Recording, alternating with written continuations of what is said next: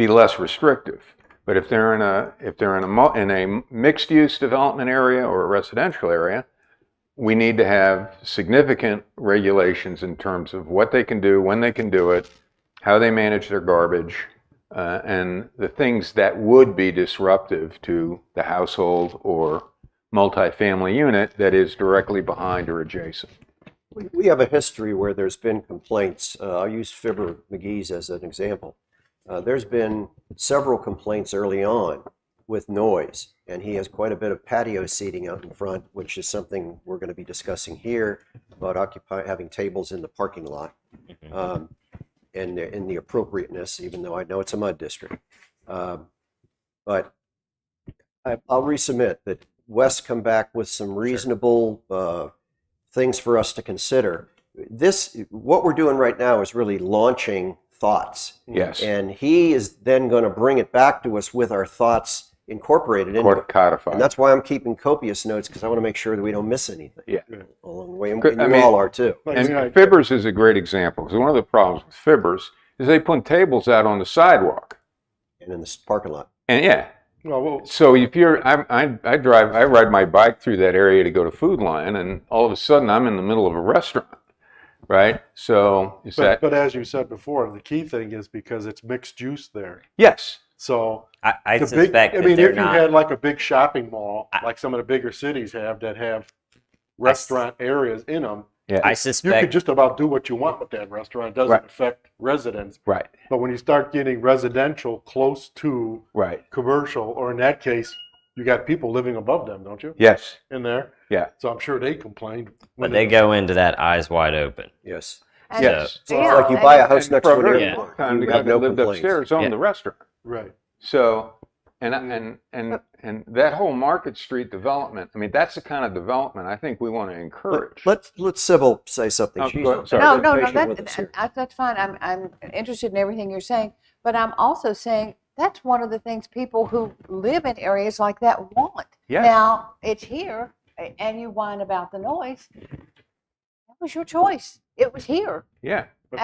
And if somebody's putting in a development and they want to have an area like that, fine. Well- and then when you buy a house in there, you know it's there. But Ron brings up a good point. Let's say a Buffalo Wild Wings wants to come in right next to Town Hall here, or on the other side of McLeod. There's people that live behind that. Yes. And they were here first, but it's going to have all of the things that Ron noted as being, that could be objectionable. So again, I think if we can get a list of some things to consider. I know, but if you want restaurants, then why are you putting roadblocks in the way? I'm not saying roadblocks. I'm saying reasonableness in consideration of the fact that there are residences that are nearby. In other words, no music after 10 o'clock at night. You know, things like that are reasonable. That's fine. Yeah. So it's So in a new area, I would say, if none of the houses have been sold, put a restaurant there. You buy a house next to the restaurant. That's probably one of the reasons why you bought the house, so you can walk next door, sit down at a bar, have a drink, order some French fries, and then go home. So, I agree with Sybil on this in terms of a new development. I guess they didn't know they were going to have concerts there either, did they? Well, then I think even at Fibbers there was from restaurant creep. I mean, I've only been here permanent since 2015. Right. But I think the outside seating and some of that has grown over time. Yes. So even if someone bought something there in 2014, they may not have bought into it got some creep on them too. Yes. Which I don't know. You can't unless you have, like I said, some sort of guidelines already in. Yeah. I suspect that they are not allowed to put seating in a sidewalk area. I guarantee there's somewhere in the general code that prohibits that. But I think COVID brought all that out. But let's from our point of view of planning, move on. That's a code enforcement issue. Right, correct. There's a lot from the planning standpoint. I think we want to set up the requirements or guidelines such when they're designing the property.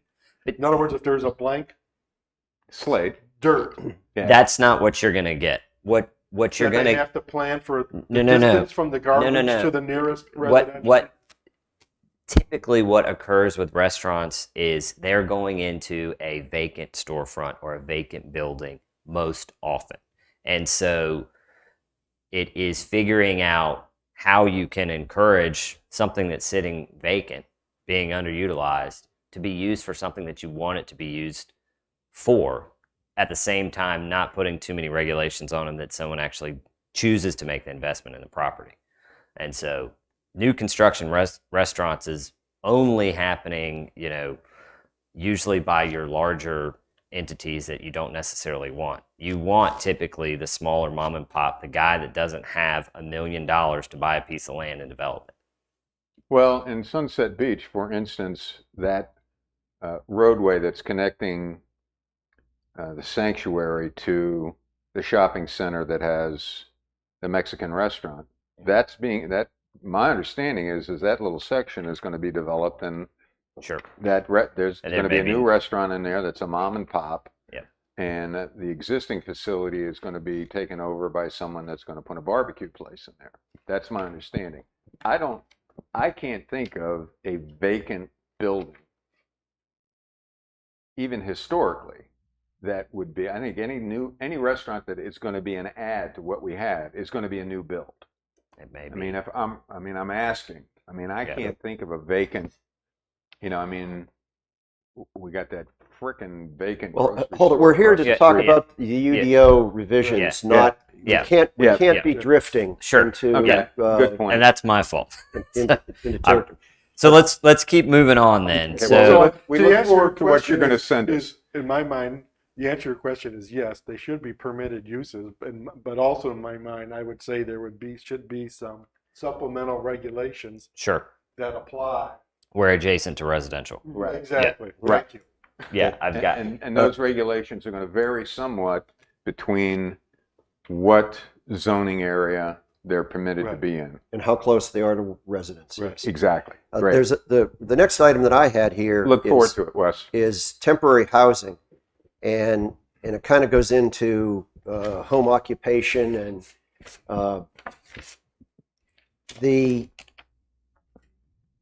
I've had some problems with even our discussions so far when it comes to home occupation, because we really don't deal specifically with daycare centers. We don't deal with customers coming to the home, I don't think appropriately.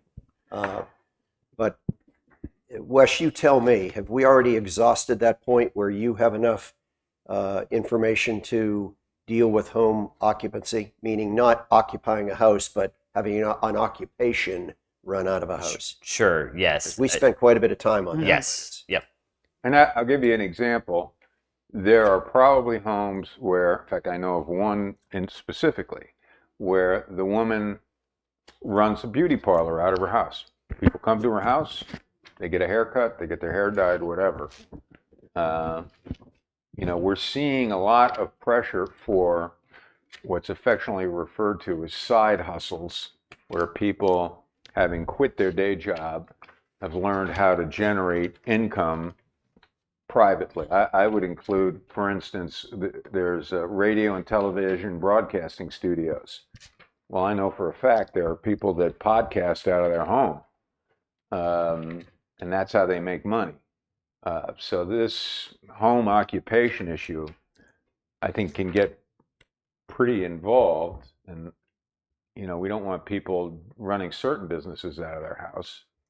Well, that's why I asked Wes. We really talked about customers coming to and from, workers showing up to and from, right, storing of equipment to and from, right. And my question to him is, does he we're- have enough to Yes. launch that and Yes, come sir. back to us with something? Yes. Yep. Okay, great. Watercraft rental business is something that has. I think we can combine that to a lot of things. The rental business. We've got several of them out on the island right now, where they rent bicycles, they rent electric wheelchairs, they rent kayaks, they rent motorized and unmotorized items.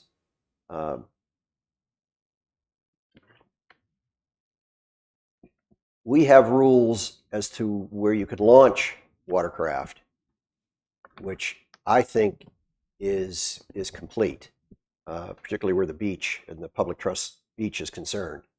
And we have designated kayak launching stations that I think work very, very well. But a watercraft rental business is, I don't know how to really deal with that.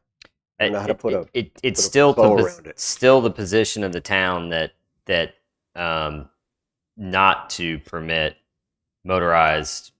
Okay, then I just want to consolidate those, and we'll still have the supplemental, but just to simplify things. About 10 years ago, somebody went to the Board of Adjustment with a motorized watercraft. They wanted to do it down by our boat launching ramp. Yep. And it was I think they just decided not to come because they figured it wasn't going to happen. But that's the only time I've ever seen that come up. Yep. Because we don't have a marina. I don't foresee having spaces that would have a marina. They were going to do that next to the restaurant. They had made an agreement with the restaurant to Yes. do They them still there. needed the town's permission to Yeah, do and that. they didn't get it. Yeah. Well, with not to open up a can of worms in terms of the marina issue, with the dredging that's going on, that's going to allow boats of a deeper and larger boat size. Sooner That's or not later, necessarily true because there still is no water in North Jinks Creek, so they can't get in there. Can't get in and out unless it's at maximum high tide. high tide. All right, so moot point. Large boats. Yeah. Okay. Cool. Before we move on to 605, does anybody have anything? 604, just for the edification of our viewers, is really the list of table of permitted and special uses for all of the various zoning districts within our town. And I think Wes has already said that we could probably deal with this in a simpler way. We could eliminate a lot of them. A lot could just be generally categorized as retail, and without having to necessarily get into the minutia, except where it's necessary. I had one note, which was large-scale ice vending machines, and I'm confused as to why they're not permitted in business areas. I mean, we have them in business areas now. I mean, right now there's no designation. Well, that's a mud district that one is located in. I think it's MB. No, it's permitted in mud only. Mud is. only. It's the So mud your district. question is, why are they not permitted elsewhere? Yes, I would think that they could be permitted in MB1 or MB2. It's up to you. They have resulted in issues in other communities when they're on a standalone track. So And because they're 24-hour, there's litter. It's because it's a. well, there's items that it's come up. not part of the urban fabric. So you'd have building. Someone's invested a lot of money. Next lot, a $30,000 ice vending machine. Next lot, building. So that's. Well, I would think that would argue for it not being allowed in a mixed-use development. I think but in the being mixed- allowed in a commercial development. And I believe so. What I would recommend is that it's a supplemental, and I believe I did have that comment somewhere to make sure that it Yeah, you is. did. I just can't remember where. That it's accessory to and can't be principal. And I think I already Yeah. made that comment. Yes, under accessory Yeah, structures. yeah. Yeah. So I remember us going through that when that was allowed, and You satisfied, they were Richard, given with that? a lot Well, of I guess restrictions. I'm Yeah. still, But in a parking lot with a food store and all, I don't see that that's an issue. correct. I think what he's That saying- is the appropriate place for it. Yeah. Not on Well, a. in the Exactly. in the mud district where that's located, it's in the area which is labeled as gas stations. I mean, it's part of the fabric. It's part of the plan of that portion of our multi-use district, which is called the seaside portion, where you have an ABC store, you have a gas station, you have a car wash. Of course, the candy store is there now, which used to be something else. But anyway, Richard, are you satisfied with the discussion on it? Or? Because when I look at supplemental section 735, it talks about construction with pile I don't. height foundation. I don't see that. That's improperly referenced, and it may be somewhere else in here that I don't recall since looking at it last. Nevertheless, I would recommend that it will be in your draft. It will require it to be an accessory to, and there'll be supplemental regulations for it. Okay. Okay. But are we going to maintain that it still cannot be part of an MB1 or MB2? I think that would be best in my opinion, but As a standalone, but it can be as an accessory. I think that Mm, I think you you are allowing it in the appropriate place in my opinion, but you guys can change that. I would not encourage it. I think in the MB2 your lots are too small. If you wanted to allow it in MB1, you could do that as an accessory too. But So I guess maybe where I'm at, so this is really a standalone vending machine, not an additional it's not. machine or freezer that's attached to. I mean, some of a them food line, for instance. are almost the size of this room. You know, it's a large. Okay. It's a large structure. It's not a freezer. It's It makes ice. it makes ice. Yes. Yeah. Okay. All right. Understood. All right, as we move into, if everybody's satisfied with moving on to 6.05, we will move on to 6.05. And yeah, I think so. 6.05 is for the edification of our viewers, is where we have our colored charts, and we have a page or two for each of our various zoning districts, which outlines features such as setbacks. It talks about building height. It talks about uses, and whether it be multifamily or residential or commercial. It talks about lot sizes and lot dimensions. It is a graphic, if you will. It was attempted to be a graphic depiction of each type zoning district, showing what the setbacks would in fact be. I don't know how the rest of the planning board finds it. To me, it's confusing. I would, as an engineer, I tend to think more spreadsheet oriented. Right. And if I want to look at MB2, I want to see what the setback is, and I want to go to a setback line. But what do you folks think as to the format, the presentation, and the figures that we're dealing with today in our version presently? So Wes has proposed a separate section called rules of vending. Well, that's just for 605. I think Pete's gone into the layout of all the districts, and that I think that they can be simplified significantly. So should we, before we, So 605, we were saying, is just the definition part of it. Yes, and I think Pete's talking about What also is- a what table with that would have all the dimensional standards for all the districts But as it all well. should be in one section, right? You have to define what the dimensions are, which 605 is just defining what the letters are, right? A is the front setback, B is the rear setback. So even if you go to a tabular spreadsheet format, you still need this section to define Yes, what the letters all mean. yeah, absolutely. So But you're looking to make that as one section with the definitions in a spreadsheet. the section 605 is just explaining what a Right. what a setback is, what a side setback is, etc. Yeah. 606 that has MR1, Right. MR2, all of this, Yes, instead of putting it into text in the description of zoning district, the one giant spreadsheet would have the zoning district and all the letters A through whatever we got. Well, you would see across the board what's the front Right. setback in all the districts, what's the Right. side setback, and now there'd be caveats to that, and it could allow for a significant consolidation of you're repeating language page over page, similar language. There's things that we have, like for example, on the page 6-17 of Article 6 zoning districts for Section 605, we keep calling things street line. And street line to me doesn't have a meaning. Yeah, it's street and it's a line, but every place else we refer to it as the front lot line. It should be lot line. Yeah. And and there's a lot line, rear, side.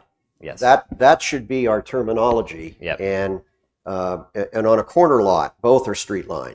Yep. Well, one is going to be a side and one is going to be a front because the owner at the time of construction or occupancy is going to dictate what they're calling as their front.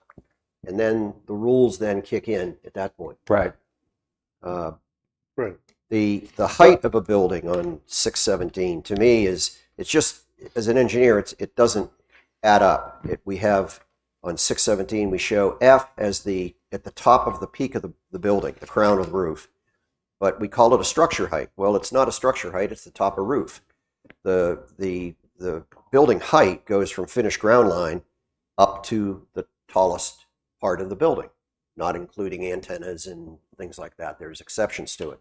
So I think things like that can be massaged to make them. Well, like I say, I'm just going to the framework here, and the framework, the way page, that all the dimensions A through Z are going to be defined with their own little picture or whatever, Yes. someplace. And then there's going to be a giant spreadsheet table, not giant, a fairly long spreadsheet table that shows each zoning district, and if there's an appropriate dimension, it's filled into that table. I agree. And then all the verbiage is removed. For instance, whatever, if we turn to the first one, MR1, I mean, it has all the, obviously C, okay, and then you go C, it tells you minimum front yard is 50 feet. Well, you don't need that line in there. Well, and If you put the 50 in a table, I agree 100%. Right. And you brought up a good point Right. just now. You called it front yard, and that's what it says here. It's Right. front setback. It's not Right. front yard. right. So, It's- I front agree. yard means so nothing. it's just really, It's- the work is really replacing 605 with a proper list of what the dimension criteria are and defining them. What reworking is that. A, what is B, what is C, what is all the way through.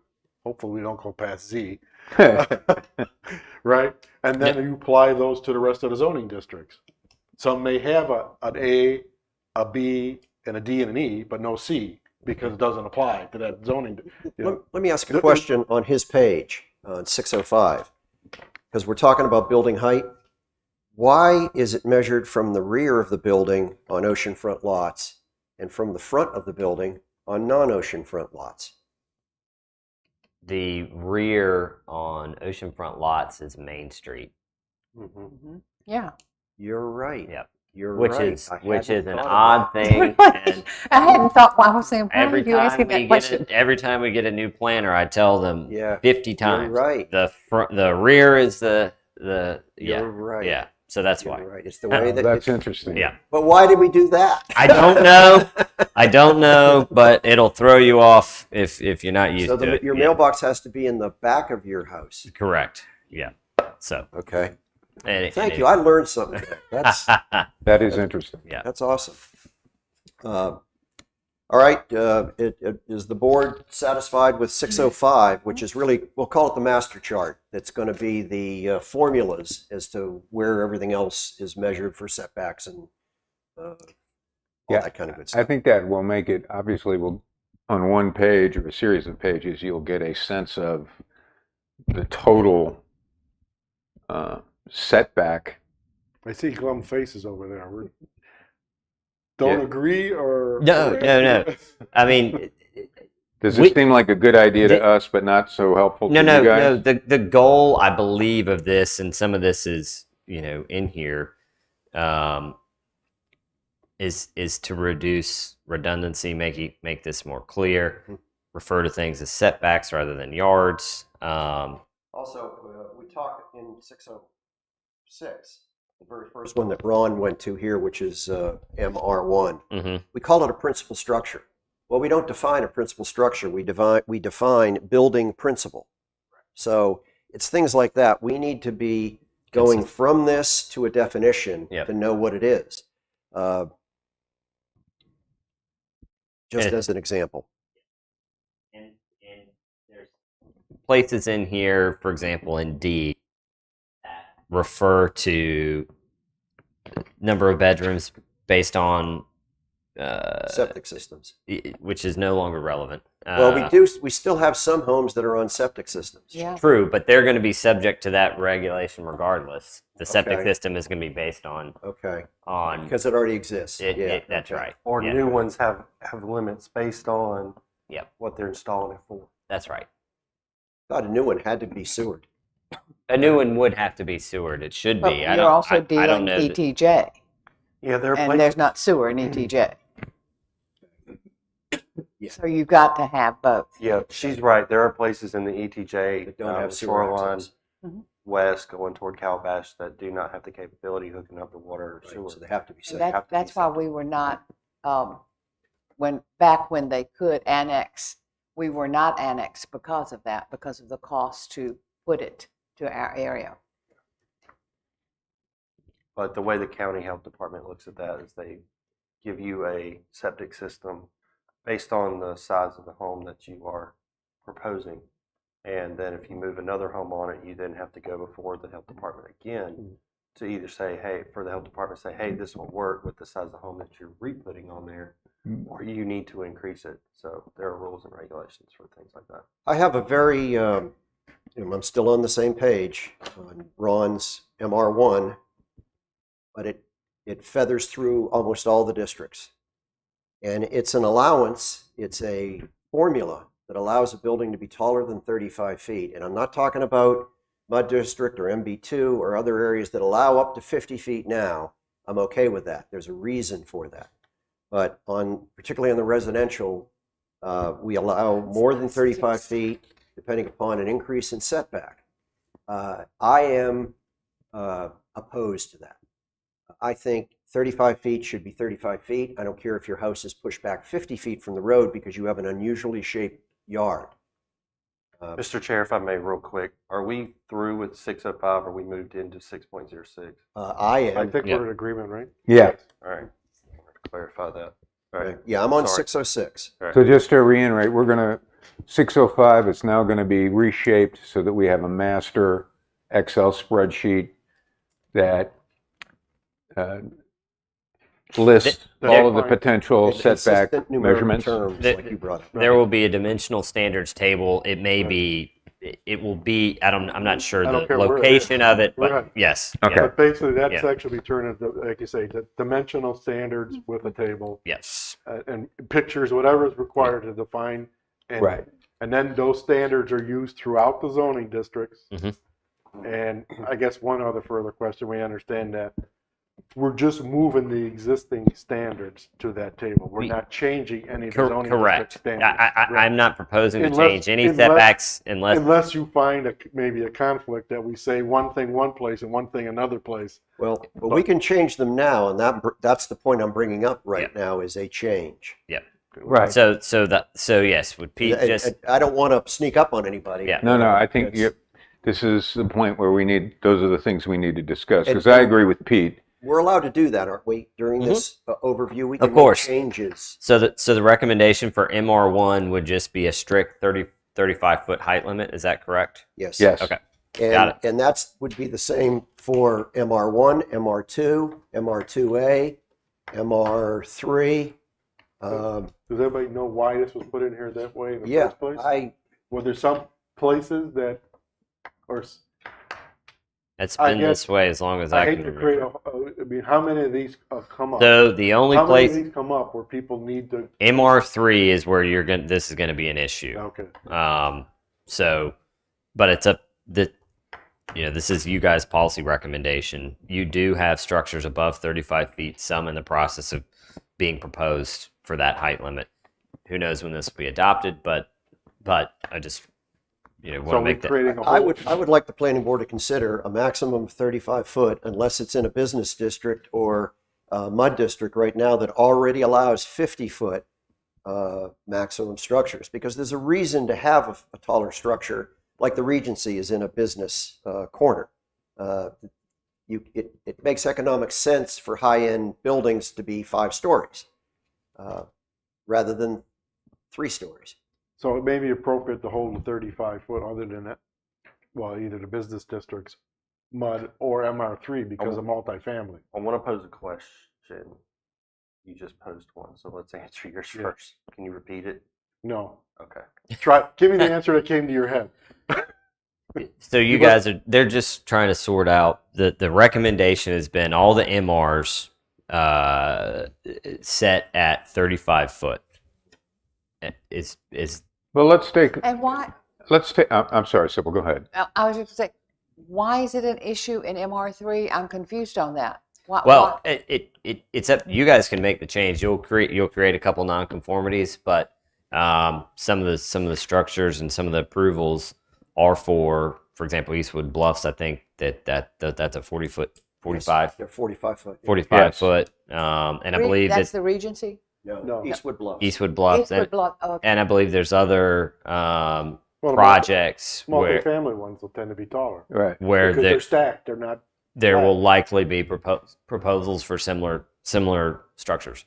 So, but this is you guys, policy preference. Well, I mean, and Eastwood Bluffs is a great example. My personal opinion is the cluster, it is so out of proportion with the surrounding area. Well, that's a perfect reason for a special use permit to come out and have the Board of Adjustment deal with it on a site-specific location when they can really see what the adjacent property conflicts might be. Right, and that's why I agree. I think it ought to be 35 feet for MR3 as, okay, if you're going to do it So at 35 north feet. entrance to C-True. We approved it. We did? Yes. Yes. We just did. There's, 20 buildings there? Yeah, and There's- there was a history to that in that some of the buildings had already been constructed. The Right. plats were approved, and I think the thinking was, well, if we're going to build new buildings, we want them to be consistent with what was already Well, built. but it's not in violation of our code right now because No. of their setbacks. Yeah. So it's, Right. So I want to kind of answer Ron's question with a question, more propose it to you, kind of play devil's advocate a little bit. Most towns that I've worked in, and most residential districts, I'm not advocating. First of all, I want to say I'm not advocating for higher than 35 feet at all, but I want to just pose the question, especially when you MR3, MB1, MB2. well, BB1 is a good example too. Nobody on the beach wants to have a 50-foot tall building on the gateway into our beach. And that's where it would fall in the vacant lots that are there. Right now, it's 35 foot. Well, it is a maximum of 35 foot. Yeah, and that's period. That's session law. Yeah. Yeah. That's period. But when you look at MR3, MB1, and MB2, right, for examples, Mhm. those would be the three districts that I would say that this 35 height limit thing probably needs to stay kind of where it's at with you go further back on the setbacks, get more height increase. Now, Right. with that being said, Pete, Yes, I agree. fireman, normally your tallest structure goes in accordance with how high your ladder truck can go. Is there a reason why our ladder truck goes up pretty tall? And I've had some 75 conversations feet. with our fire chief. I guess am I going somewhere with this? Is that an issue about going taller than 35 feet in these areas with further setbacks, or I guess what I'm asking, where does Pete stand? Where does the fire department stand? Is it one and the same, or is it two different opinions? The Regency is the tallest building we have in town. It's 50 feet tall. Correct. 5 stories. Correct. And we can, because of the parking lot configuration, get the 75-foot tower in the parking lot and get it struck and lined up to the upper balconies. Now, there could be a situation where a car is broken down in that parking lot. It's not like you have a street in a residential subdivision where there's no parking allowed in the streets. Right. So something could happen to block us, but something can always happen to block you. But no, the answer would be no. It would not restrict us. Okay. We would, first of all, we would train on those buildings. Okay. If we do it, we trained yesterday at the Regency, Okay. just so we know how to throw a ladder. Okay. And I agree that MB2 and MB1 should have a different consideration than MR1, 2, 2A, and MR3. Yeah. Those are residential, and because of a funky lot configuration, I don't want to have my house with a 48-foot tall house right next to it. It's going to make mine look, you look different. Yeah, but I think that's what they tried to achieve, I guess, with this little formula. You get 1 foot for every extra 2 foot of setback, right? That it's so far away from your house, you don't see, or maybe you do, maybe you don't, perceive the extra. You only get 15 feet extra, right? You can't go over 50 no matter what. Right. Yeah, and I think So you need an extra 30 feet of dirt between, now that's increasing the setback, right? So in other words, if you had a 50-foot setback required, if you wanted to go to 50 feet, you need 80 foot of setback. I don't even know if we got lots big enough to do that even, but do I read this right in MR3? No building shall You exceed do. 35 feet in height unless the depth of the Yep. front total width shall be Yes. increased by one, increased one for every, you can increase the height by 1 foot for every 2 feet of additional setback, right? That's correct. Is that the right interpretation? No, So to get the- no, it's 1 foot of setback, you get 2 foot of height. Oh, then I'm reading it backwards. So that's what I'm doing wrong here. Are we sure? Up to above it's 2 foot rise above 35 foot in height. Because I read it that the height could go up 1 foot for every 2 foot of additional setback. So I'm wrong on that. Yeah. It's the opposite. 1 foot for each 2 foot rise above 35. So if you go to 37, then you got to increase your setback by 1 foot. Okay. So I read that. So So, it should just be the other way. so my Well, recommend again, It should have I been 1 think foot additional without height, 2 foot without setback. going too much more in the weeds in this, I think let's entrust Wes to come up with some language that will work for this moving forward, and so we can review it when it comes Just to. on the record, I think 35 foot should be the limit. And Across the board. Yeah. I do Okay. think, and I think we have to caution ourselves with the 3 districts of MB1, MB2, and I- MR3. with those exceptions, yes. Those exceptions, you need to look at keeping potentially the 35-foot rise over run type thing scenario in place, because there are people that are going to be bringing developments into town and proposals, especially more in the MR3, that's going to exceed that 35-foot height restriction. Yeah, I think Let them go to the Board of Adjustment and get a special use permit, which can be then evaluated on the site-specific conditions. I'm with Pete on this. I think, if we're trying to tap the brakes on multi-use, which I think is an appropriate goal for the town, I think having something like this in place makes a lot of sense. So a 35-foot limit, and then if they have a compelling reason to exceed that, let them petition the appropriate venues within the town structure to do that. In a continuation of that with MR1 on that same page, and what I'm talking about here gets repeated about 4 more times in other districts, same as the 35-foot height limit. When we talk about accessory structures, it says, and I'm looking at J2 on, I have sheet 6-18, it's down towards the bottom, and it's referring to accessory structures, or what is called an accessory structure and what isn't. A structure that is attached to the principal building by a conventionally framed and covered roof system with a minimum width of 5 feet may be considered part of the principal building. What we see happening is people adding a garage onto their house, and they say, I could make it a 16-foot tall accessory structure garage, but no, I'm going to put a mother-in-law loft above it. So I'm going to connect it with some flimsy 5-foot wide covering. It doesn't say the structure has to be continuous, or that it needs to be heated, or it needs to be something that you can wander from one place to the other without having to go outside.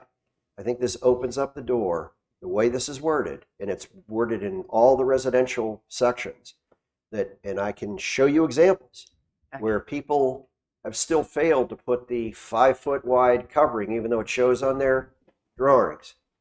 and we aren't going through with code enforcement to enforce it. But they've got 22-foot accessory structures is what they really have, not 16-foot.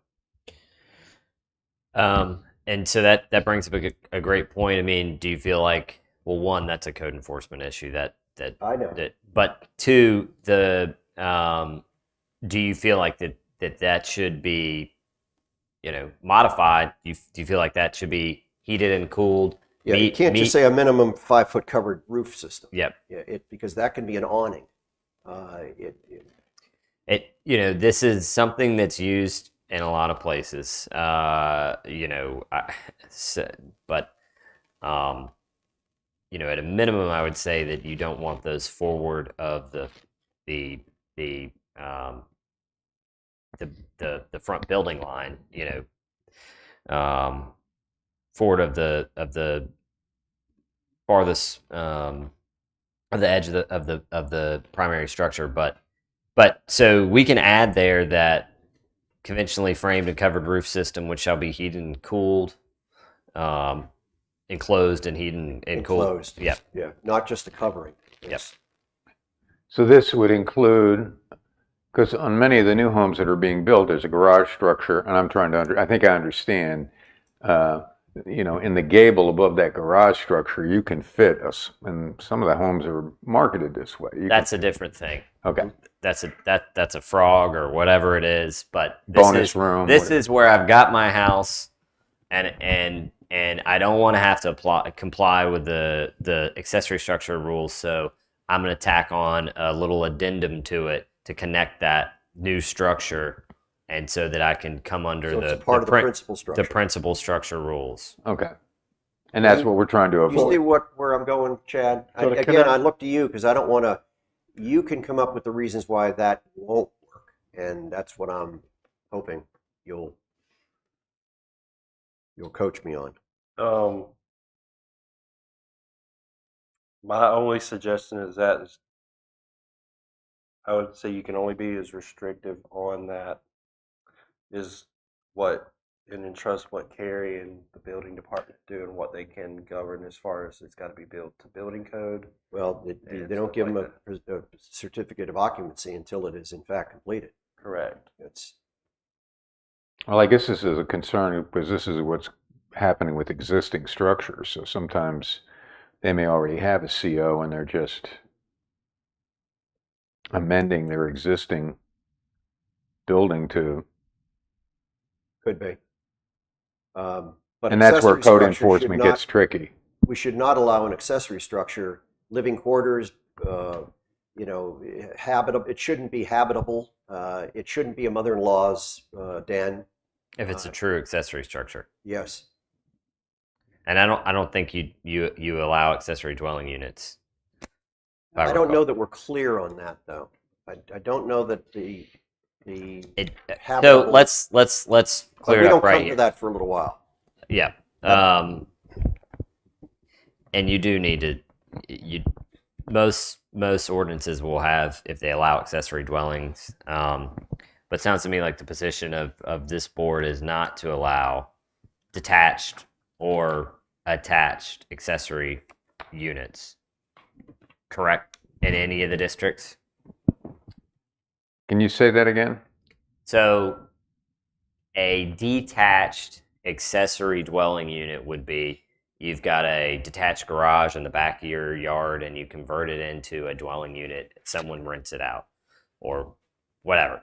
And attached internal to the structure would be you would wall off a portion. You say you got a 2,000 square foot house, you can put up a wall and then you add an exterior door and someone's got a 700 square foot living space internal to your home.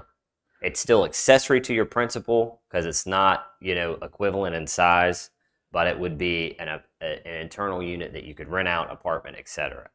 And So- we would. So, But my understanding is the position of the town is that neither of those things should be permitted. all right, well, okay, what I'm asking, because I'm not totally confused. I see what you're getting at, but if I wanted to, or said I was going to add a garage to my house, Mhm. but it wasn't attached. I have property, I can do it. Mhm. And I'm gonna have a livable area upstairs, and I'm gonna put a breezeway from my house to that. Is that allowed? Is it Right now it is. It is allowed as part of the principle. It's an extension of your And it principle. doesn't, it's just a breezeway. It doesn't have to be Yeah. built in. Now, is someone going to live in that? Mhm. See, now that's where you get That's into not an accessory structure anymore. that would be an accessory apartment. Well, I or mean, if they're accessory dwelling. saying it's a garage, Well, is it a garage or is it another habitable space for and there's for a an habitable additional space family? up above it So we would in your we would backyard. frown on them putting a bathroom in there. Bathroom is not the issue. Are you creating a separate living space for an entirely separate family unit could live there? Well, I think the bathroom would be the key giveaway. It's not the bathroom. not the bathroom. It's You the can- kitchen. Yeah, It's you- the full-size kitchen, Yeah. and that's what I've told people, is like, Yeah. as long as you do not put a full-size kitchen in there. Well, I would like to amend the rules then so that that isn't the only thing that they can't put in there. A bathroom in a garage, because the garage can also be a workshop, Right. could be something that is a component needed for that accessory structure. Right. But I think Kitchen, yeah. whether it is habitable and being habitated is what we need to say no to. I know there's some general statute rules out there that got changed a few years ago. Does that fall into? We would make sure that we're towing the line on that. So we'd be Garage is bigger perfectly than the house. comfortable with that being a home office. We come into this in section 7 when we talk Because about that's quite accessory common now. structures Yeah.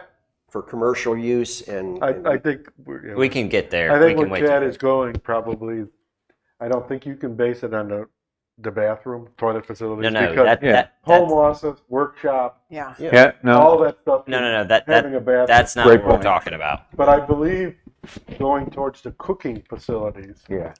Now, how you define cooking facilities, I know a lot of places used to have it as if there's a facility for a range, cooktop, or oven, it is now considered a dwelling. But of course, these days and age, you don't need any of that to have cooking anymore. Right. You Yeah, can have microwave. microwave and air fryer or whatever. Right. What I'm getting at is that I guess you know it when you see it, right? you are towing a line, a very heavy line, when you get to the point where you trick people and tell them they cannot put heated or conditioned space, and where they cannot put heated and I'm conditioned. not saying that. I'm saying habited. It can't be used for habitation. Is what I'm leaning on.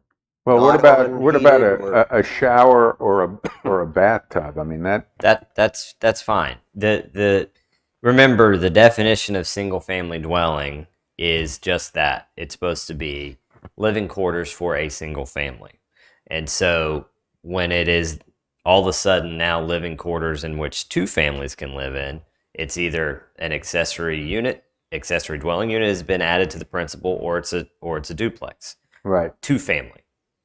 And so I don't know what the town's position on these are. There is, we are seeing a lot across the region where folks want to add an additional kitchenette, not necessarily potentially to rent it out for someone else, but if family comes, they're there in the guest quarters or whatever it may be. So I think that we'll need to work on specifying the language. What I'm getting from you all is that you do not want to allow what would be in a single family district a house to otherwise then be utilized for two different families, correct? Or, well, yes, but I'm talking about sleeping accommodations. I'm talking about, there's got to be a word for it. All right, So you want extra guest rooms? I'm gonna just leave you this with a final thought, and as we move forward on this. But when we come back to this, when you have the language in front of you, the only thing I ask is 702 is going to bring us right into accessory structures. So it's one, you make it enforceable. Yes. All right. So if somebody comes in and puts it on a set of plans of like, hey, I'm going to turn this into an office, and then 3 months later, I get a complaint, anonymous complaint or a phone call down the road is like, hey, that office is now turned into a living space. I've got to be able to prove that without a reasonable doubt in a court, be able to say that they're in violation of our UDO, Yes. say, hey, it's an office. That's what they said it was going to be. Well, people are living there. Well, That's my only thing. Just make it where I can enforce it. we can, when we get to 7.02 and we talk about accessory structures with supplemental conditions, I think we can beat this horse Over and over because and that's over. where we'd have to beat it. Because what we're really talking about is a 16-foot tall accessory structure has certain approved uses, and I'm saying it shouldn't be for sleeping. Yep. Got it. Well, But if it is a conditioned space, if it's a conditioned space and they call it an office because they're allowed to condition it, all of a sudden somebody puts a futon up there. Well, I'm just saying. Well, it's make it fine if it's. enforceable. I think what they're saying is it's fine if it's, my wife kicks me out into the garage for the Right. evening, but if I'm in the garage or a buddy of mine, yeah, in there. it is Or you're renting it out. or I'm renting it out Yeah. on Airbnb or whatever it is, then Or you're then having it, your work crew sleep there. then it becomes an issue. Right. I can see that. I'm wondering if we're trying to be too. Well, Chad's exactly right. It's a Mhm. Yep. And I have a room up over my garage, which is heated because my husband likes to fiddle in the garage. That's fine. Why can't they stay? No, they First of all, can't. you'd have That's a hard fine. time having a habitable space above your garage if it's an accessory structure because it's a maximum of 16 foot is allowed. So to build something 16 foot that has a room above a garage is going to be, A little tight. yeah, you're first of all, you're not going to have room for your garage door opener. And then the room upstairs is going to be 6 foot tall. At peak. So But And I mean, the surrounding walls are going to be smaller. And Sybil, I don't think that we're talking about that as an issue. But I think if you take out the garage door opener, you convert it to living space, you add a full kitchen, that's when we're talking about a different thing. So you're talking about you want to have it for rental space. That I believe the intent is that that's not what you all want. If That's there's- what we're talking. I'm just trying to make sure when you're trying to accommodate friends and family, we're not going to punish you. But Right. if you're using a single family home and adding area to rent out or to do, But what matters is that so that if you sold the house and you had created even if you're only using it for friends and family, if you sell the house and you have de facto created the option for the next person to turn that into an accessory dwelling, we wouldn't want that either. So, anyways, we will have the language and we'll discuss Okay. it. thank you. I guess to me, it was where we started with Chad, is the permanent cooking facilities might be the place the language to tie it. Because Yep. even if you had an office and a Keurig and a microwave, Yep. but if you got a oven and a range, Yes.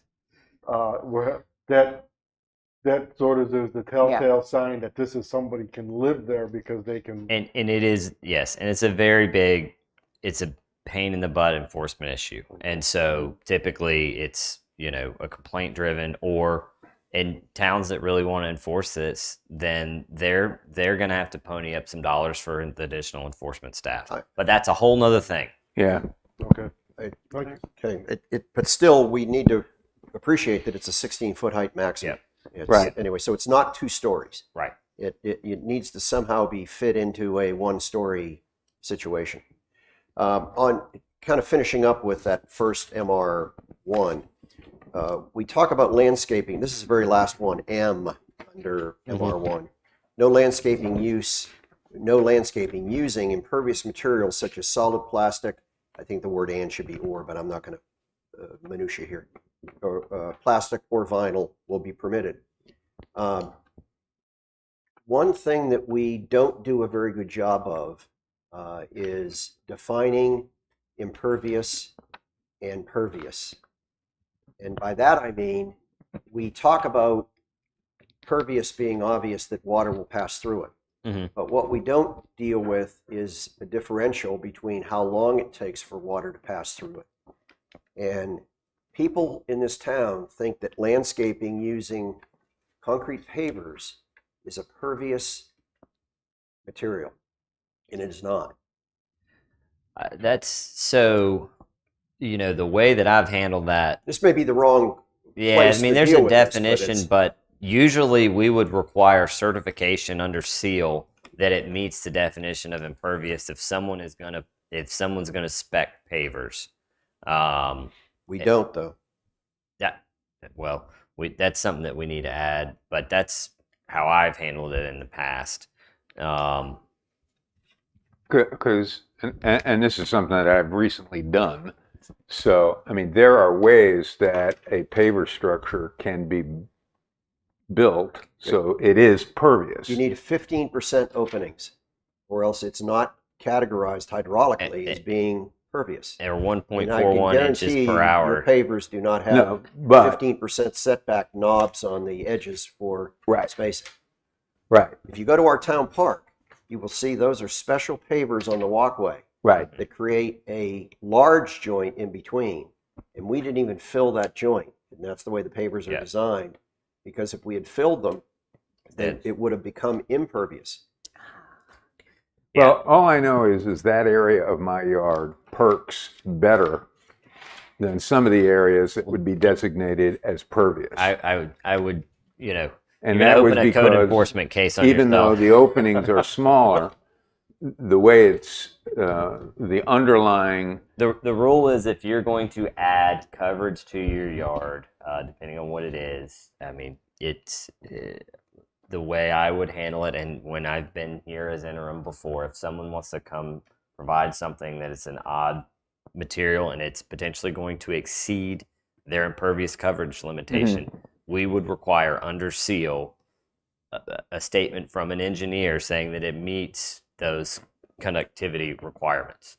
And so, because Pete is exactly right, if I go to Lowe's and I don't know, I just go put some pavers out there, it is not. It is right. more than likely. There's an automatic setback nub that's a space Yeah. maintainer Yeah. between them. Right, but Yeah. we were already requiring the storm warning part if you do, well, a certain amount of It's additions. after the fact. No, That- even after the fact. Yes, after the fact If we do. We have Yeah, to go back and get an 200 feet. engineering report again if you're gonna cover, That's right. I forget. So I long don't as you're remember the doing detail. that, yeah, Right. it's 200 feet. Yeah. Is it 200 square feet? I can't remember, Yeah, something yeah, like that. If you 200 do feet. anything, I think you might be right. If Yeah. you're doing anything more than 200 square feet, you gotta go back and get Yep. your engineering plan. Also, I mean, it's also a percentage We don't of do it that way though. In this town, I can put in pavers on a patio without a permit because because we consider it as a town to be impervious. I'm sorry, pervious. Pervious, right. Pervious. And- And it's- but we also require that the dimensions in terms of impervious, pave your pervious. driveway, you have to have a permit. Yeah, right. Well, I'm going, I don't believe the stormwater part's written that way. It's just, you have to get it if you're doing 200 square feet. Now, I guess what we're actually doing in practice might be different, but that's why I understood it when we wrote it. Yeah, but it's 200 square feet of impervious addition. Then you need to provide a stormwater plan, an engineered solution, if you will. Have to Right. go But reread my that understanding again. is it's also a percentage of the lot size. In other words, No.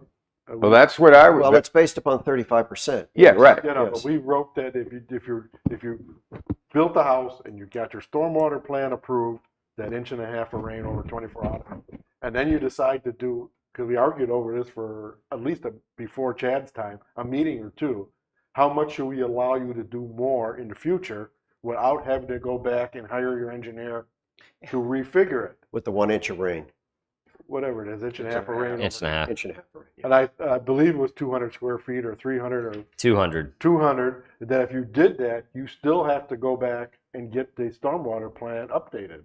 The Now, point, maybe we were wrong when we wrote it. Maybe I guess that requires review. Did we well, write we're that going to section come to right? that though. Right.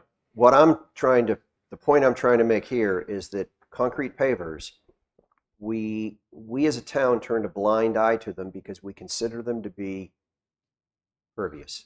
I don't I don't think know so. if that's true or not. If Pete, with all due respect. No, to I me, know what it says under impervious, and it rates it with a general statute that talks about hydraulic conductivity greater than 1/1000th of a centimeter per second.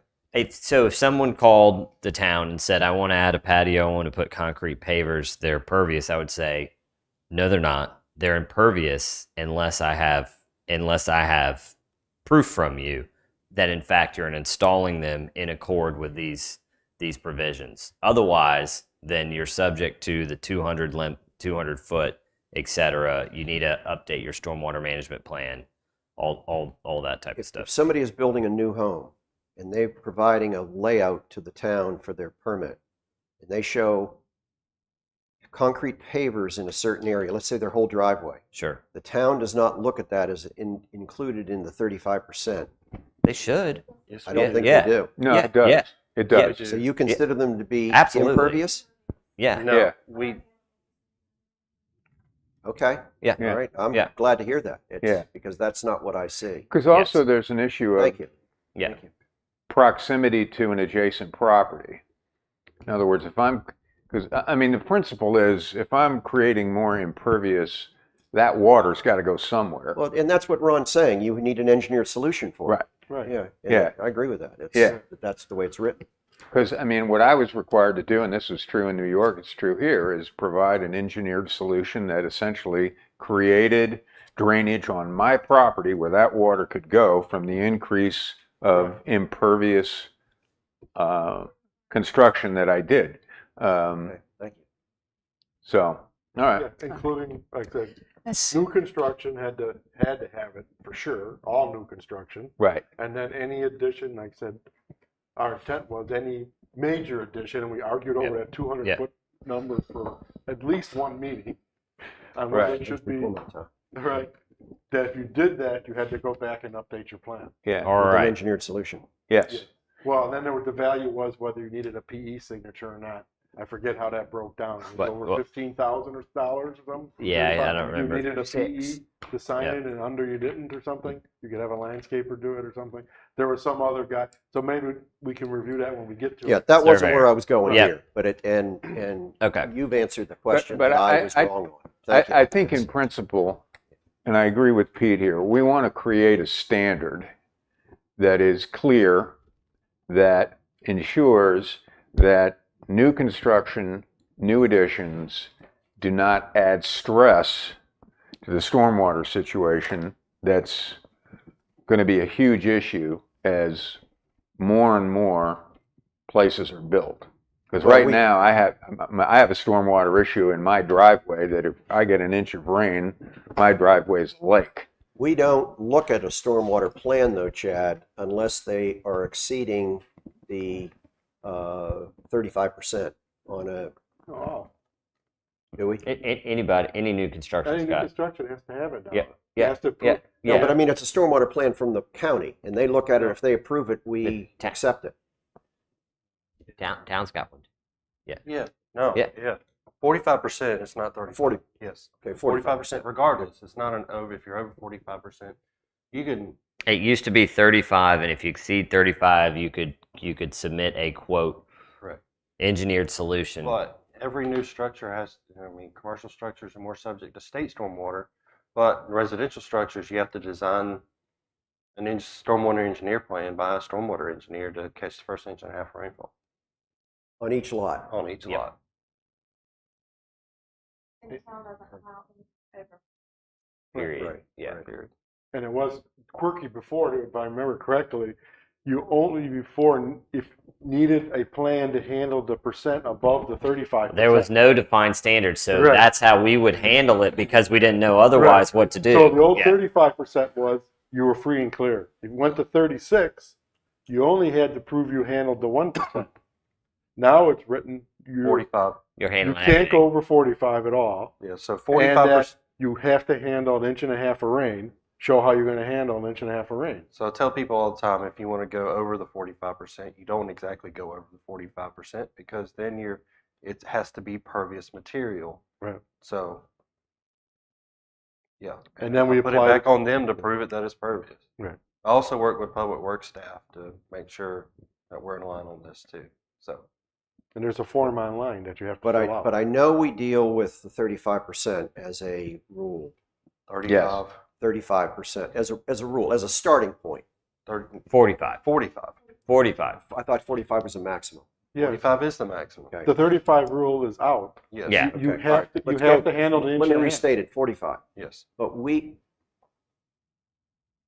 But if somebody is less than 45%, are we just assuming as a town that the water is staying on their property? No, they have No, to submit they have to plans. submit a plan. Yeah, they have Plan. to submit a stormwater plan. So Riptide is submitting a stormwater a gradient plan for each lot Yes. in And an each of their impervious subdivisions. coverage calculation. Mhm. Yes. Yeah, there's an online I'm form tickled. you got to fill them out for every. Yeah, it's, Yeah. it's part of the building application. Yeah. Okay. And that's true for MR3? MR3, everywhere. any residential. Anywhere. Everywhere. Anything. MR1, MR2, Yeah. MR3, MH1, MH2. Learned Yeah. 2 things today. Okay, cool. All right, so section 6.06, what point are we at? Cool. All right. Yeah. For the are you requesting definition of impervious area? No, because So it's been explained to me Yeah. by Wes and Chad. And I did make a note to add in impervious surface definition where it says such surfaces may include, etc., gravel, concrete. I'm going to add pavers in there. Okay. All right. I think. All right. Concrete papers. Yeah. Well, whatever. Pavers. Yeah. Someday it'll be recycled. But the plastic. landscape, I would recommend that discussion on landscaping using impervious, et cetera, is mentioned throughout. That should just be a development standard. It doesn't need to be mentioned everywhere. It should, that's so. Just move it to standards. That's correct. And similar to, and I've made this comment here in my comments where we talk about the concrete slabs and these types of things. Doesn't need to be here. It's just repetitive. And plus, that's a building code item. We also have reference to number of bedrooms. The state's now said that we cannot regulate bedrooms, and that's still in a couple places. You mean where septic capacity is concerned? It- You can anyway. The environmental health is going to handle that, but the town cannot. And everything used to be based that way, and up until whenever they changed that rule, and somehow this stayed in here. Okay. Does the rest of the planning board understand that? Mhm. It's something that we need to remove because we're not entitled to enforce it. That's unfortunate. And then we already had the comment about using setbacks rather than yards. Right. There's some reference to nonconformities in here that are odd. Moving the MB2 sidewalk requirement to section on sidewalks rather than in the district. Most of the last one is sort of a policy thing.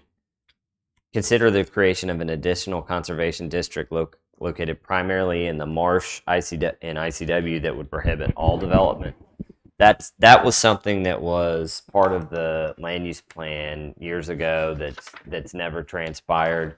So a significant portion, for example, should the town proceed with doing it, of the CR1 could be considered for rezoning into that, conservation district. Could we make that just update that one? No, because CR1, you've got Palm Cove in there.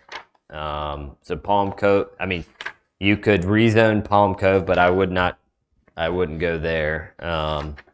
But I wouldn't touch that. yep. Yeah. Why are they there? Because they meet the threshold, the minimum acre size or the minimum net buildable. 1 acre. Yeah, So the we 1 need acre. additional, so you're saying that we need an additional CR2 CR2, which that would be unbuildable. correct. So it'd be one line, CR2, unbuildable. You'd still have And some, no man-made structures at all.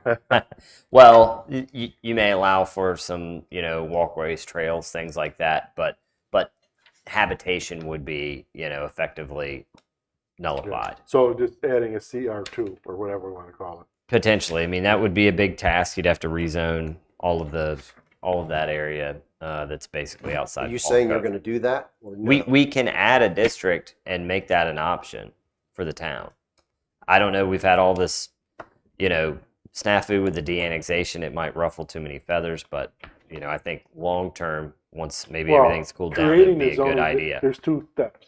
first creating the zoning district, Yes. CR2, which we can do, Yes, because it doesn't exist anywhere now. that's correct. Then the It second doesn't hurt, question, doesn't involve it. right? That's right. The second question: do we want to move any existing districts Yes. into that? So It's we- two separate questions. That is two separate questions. So we can Wouldn't we create. say, the- obviously, let's do it? And let's then create we'll- the placeholder. Yeah. Right. Yeah. Yeah. Let, Okay. let And me then ask, Then there may be some easy districts to move, And there may be some that and are there a may little be some more- hard ones, right? more contentious. But I think we need to create a momentum. I mean, I think the one thing about Sunset Beach that was an issue that when I ran for town council that came up was preserving open space and, preserving that quality within Sunset Beach where there's considerable tension between the legitimate aspirations of developers and people who want to build in certain areas and the hopes of the town to preserve what's unique about Sunset Beach. So I think a CR2 would give us a tool within which, I'm not saying it's not going to be contentious, but it would give us a tool to kind of satisfy that need, which I think is pretty significant in the residential community, a permanent residential community here. one comment I have, and this is really under definitions, but we've been dealing with the term building, we call it principal structure. And really the definition should be principal building or building, comma, principal. But why in the definitions, Chad, do we exclude trailers and mobile homes from the definition of principal building? Because they need to be transient, and there's limitation also on them in the flood damage prevention ordinance that they can only be there for 180 days. And so manufactured home is a principal structure. Mm-hmm. I believe it should say that. It And does. if it Manufactured home. manufactured home is a principal structure, but trailer, RV, etc. Because they Okay. move. Yeah. So when they're talking about mobile home, they're not talking about a single wide. It's That's a in here. manufactured home. yeah. So Yeah. pretty much anything that's not on a permanent There's not a- foundation. Think about it that way. Anything not on a permanent foundation. So Well, if it's but- got a but brick a foundation, But a double wide doesn't have to be on a brick foundation. It doesn't. But But it has to be on a foundation to Engineered building foundation. code. It's on its own trailer. It's on its own frame. No, the wheels are gone. And Well, Again, Are I they? know there's both types. we beat this into the Yeah. all right, dirt never last mind. time. Never But mind. I will say this: mobile homes modulars or mobile homes and double wides, they have to be on a Engineered foundation. foundation that is approved by the building department, and that's whatever, whether it's brick, whatever, but it has to be on a foundation. Right. There's Okay. So there's a- your RVs that are parked in your yard, not on a foundation, stuff like that. That's what we're talking about. that- and a the mobile gray area home- I think that Pete's going to is that there are single wides with wheels that are parked in, let's call them campgrounds, in places for 180 days. Most, and they just put the skirt around them. I don't So- know what you're talking about. We don't have any of those in our jurisdiction. Thank goodness. Right. But what I think he wants to make sure is that we can don't. we have a field trip and go find one? No. No, but I mean, there is that type of device. You could purchase that device because I've been to those places, and you roll it in, you park it, and then they, and they put the skirt around it. But most Wheels are municipalities still that only say you can live in it for 180 days. It's a recreational vehicle. vehicle because it still has the wheels underneath it, as Right. opposed to the type, which may, from the onlook, or look the same because it's a Yeah.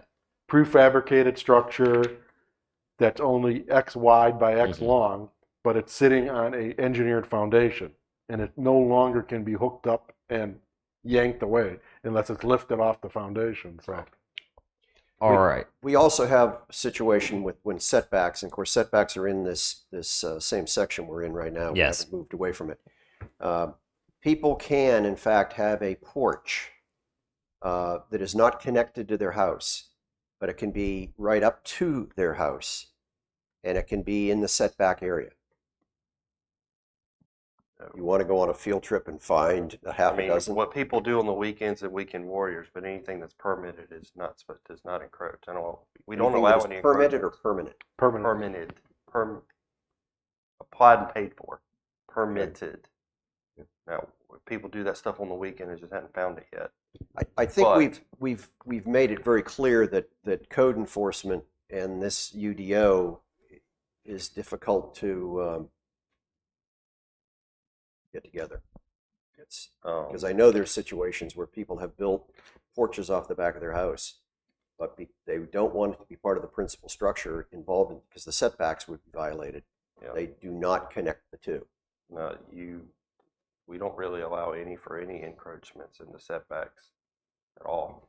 Are accessories allowed to encroach into the rear setback? Yeah, No. I mean, but that one is a little different. They're mainly defined by they're defined separately in each zoning district. Not the setback included where the accessory structure was. I just know there's separate setback standards for accessory structures. Yeah, I think you are right. And it may or may not be encroaching or not encroaching. I just know there's separate standards for accessory structures in the zoning district. But residential's, I mean, we don't even allow for, cantilevers. Fences, ground level decks. Ground level is a little different. Ground level decks, At grade. at grade, concrete, around a pool apron. Yes. But swimming pools have to meet setbacks. Not the concrete Stairs, apron around it. landings, porches, HVAC units, HVAC. And that's because Platforms. you've got all these 5-foot setbacks, and so you Correct. can't allow encroachment into. Okay. Correct. All right, All are right, have we on to finished with 607? Yeah, we're going to 607. Does everybody agree? We'll move forward. We're about an hour and Yes. 20 minutes into our 2 hours. Overlay zoning district. Ouch. Oh, boy. Uh-huh.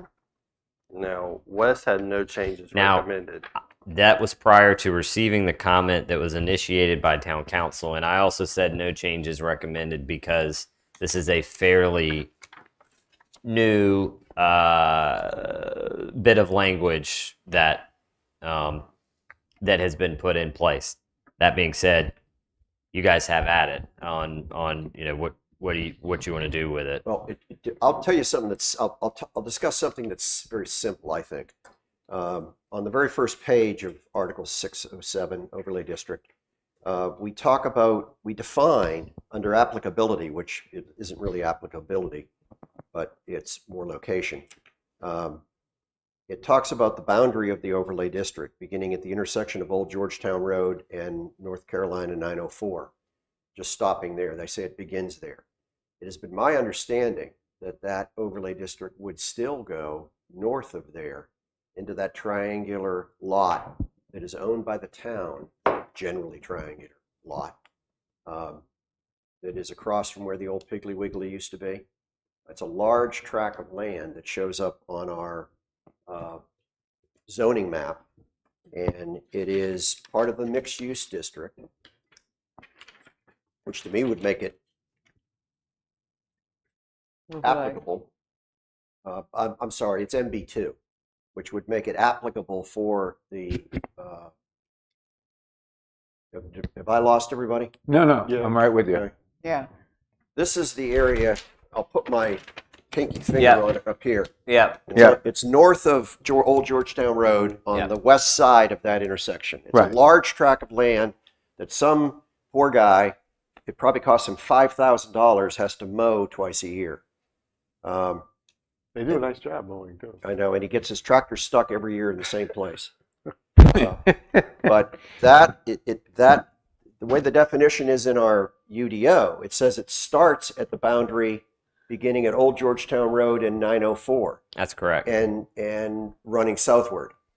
I'm kind of asking the question. Sure. To me, it should include that, but I don't know when the overlay district was done, and I think two of you were on the board at the time. You weren't? No, Mm-mm. before You my were. time. Okay, none of us are to blame. Yeah. I don't know why, because I talk about beating a horse to death. I think we worked on this for something like 16 months, but there had to be a reason, because every inch of this thing was poured over. That Well, being it's a said, perfect MB2 area. that being said, and it's a it could- gateway to our town. Yeah. It's And like I said, well, my point, my only note, looking at that, as we had talked about extensively in the last board, was to take the overlay district architectural guidelines and extend them to all business districts. Yep. So whether you're in the overlay district or not, you still built a commercial facility Yes. retail to the same architectural guidelines. okay. That was our plan Yep. when it got stopped.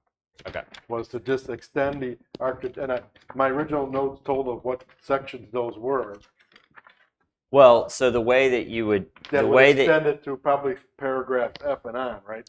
so you do have some conflicting, and this was discussed when this was put into place, is you have building design standards in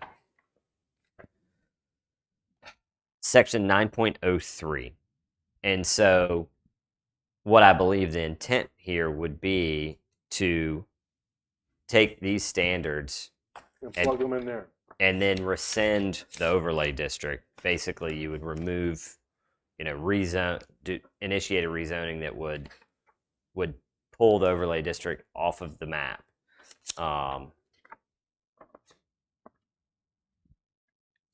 So we'd get rid of the overlay district. I don't remember Correct. I don't remember if we thought that far out. Okay. The only step I ran after pull the notes that 2 years ago now, pre-COVID. But that's your intent. But the intent was to at least make the architectural, the only thing I'm sure at this moment in my mind is that the architectural guidelines would apply to all commercial properties, whether you're in the overlay district or not. So Yes. they all look the same, Mhm.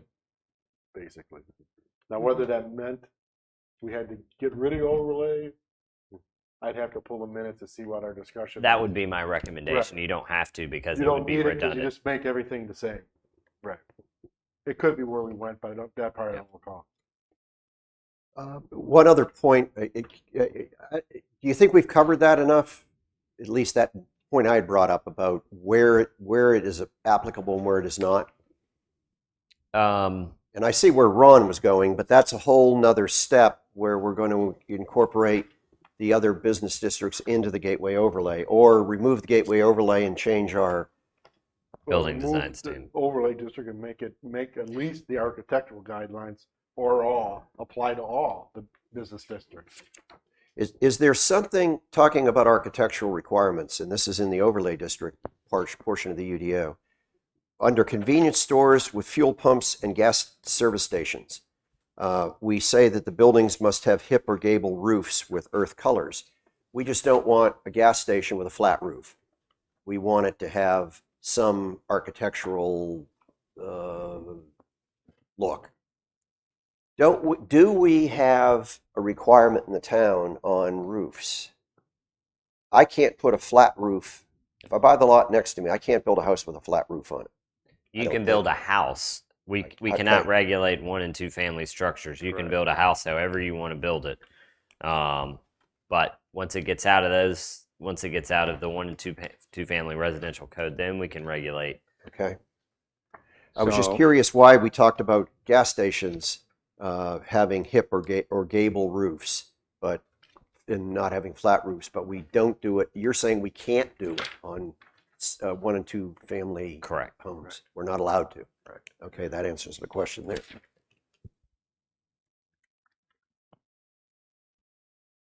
And then you also have, for building facade design, section 904, pitched roofs and roof overhangs shall be required in certain instances. And I thought there was another place about. And overhangs Roof. count in your setback too. Mm-hmm. Oh, the use of flat roofs on non-residential structures is prohibited. Yes. Okay. That's that's a- everywhere. For non-residential structures, yes, Okay. they're everywhere. Okay. And it just Yeah. happens to be then repeated in the, but it also talks about a gable roof. Yeah. Which is more specific. The overlay district is a little bit more specific, a little bit more refined. The building design standards had been there prior, and we did not necessarily, you know, that was not something that that got modified. So for Chad, I guess, or obviously there's not been a lot of buildings in there. So what's the Family Dollar yeah, was we not reviewed that one, and was not happy that they had to comply with the overlay district standards. they were here. They didn't seem unhappy when we talked to them. Well, when staff has to break They had the already worn news, them down.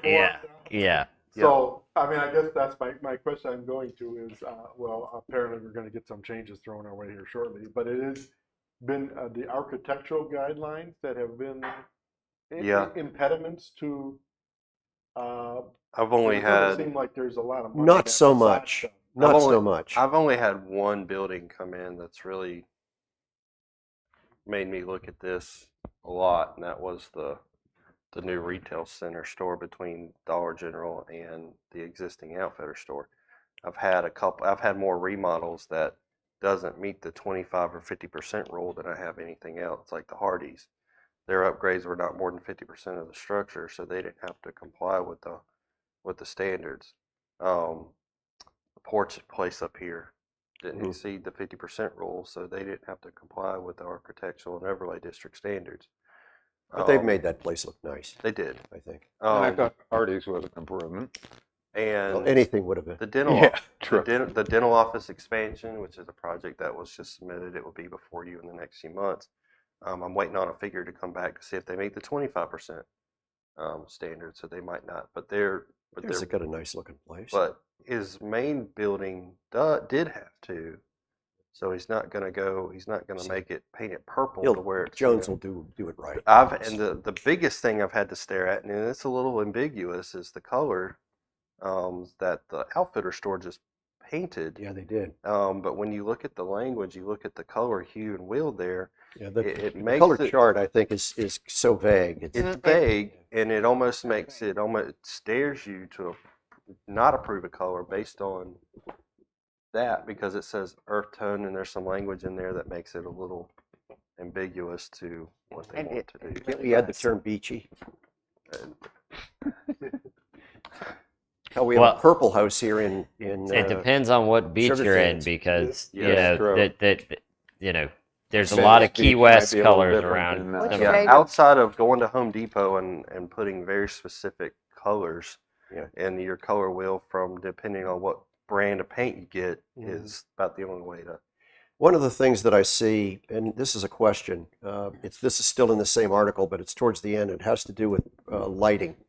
And it says signs containing exposed neon tubing, these are prohibited, but not including those attached to or displayed within a window. Does that mean it's on the inside of the window? Or does Yeah. that mean it's within the outline of a window, but on the outside? It's like the open sign in a window. It's the open sign. Yeah. But displayed within a window. If I have a neon sign right centered on my window and hanging outside, I'd say that is displayed within a window. You could put a size limitation. You can say not to exceed. No, I don't mean size. I mean either neon is allowed outside or it's not. And I'm not so sure that that is telling me that it is outside or inside. So we need the word inside, Yeah. inside the window. Yep. And isn't that really our only? We can only govern so much what's inside. I mean, I wouldn't go down that path. I would not go down that path. Okay. Okay. All right. I don't know that it's ever come up anyway, has it? We just said no neon signs. Right, and when you talk about the light fixtures and things like that, BMC is pretty much going with a standard across the board. Ones we got up here, the ones in our Jason parking lot, just like the ones that are in the Mud District.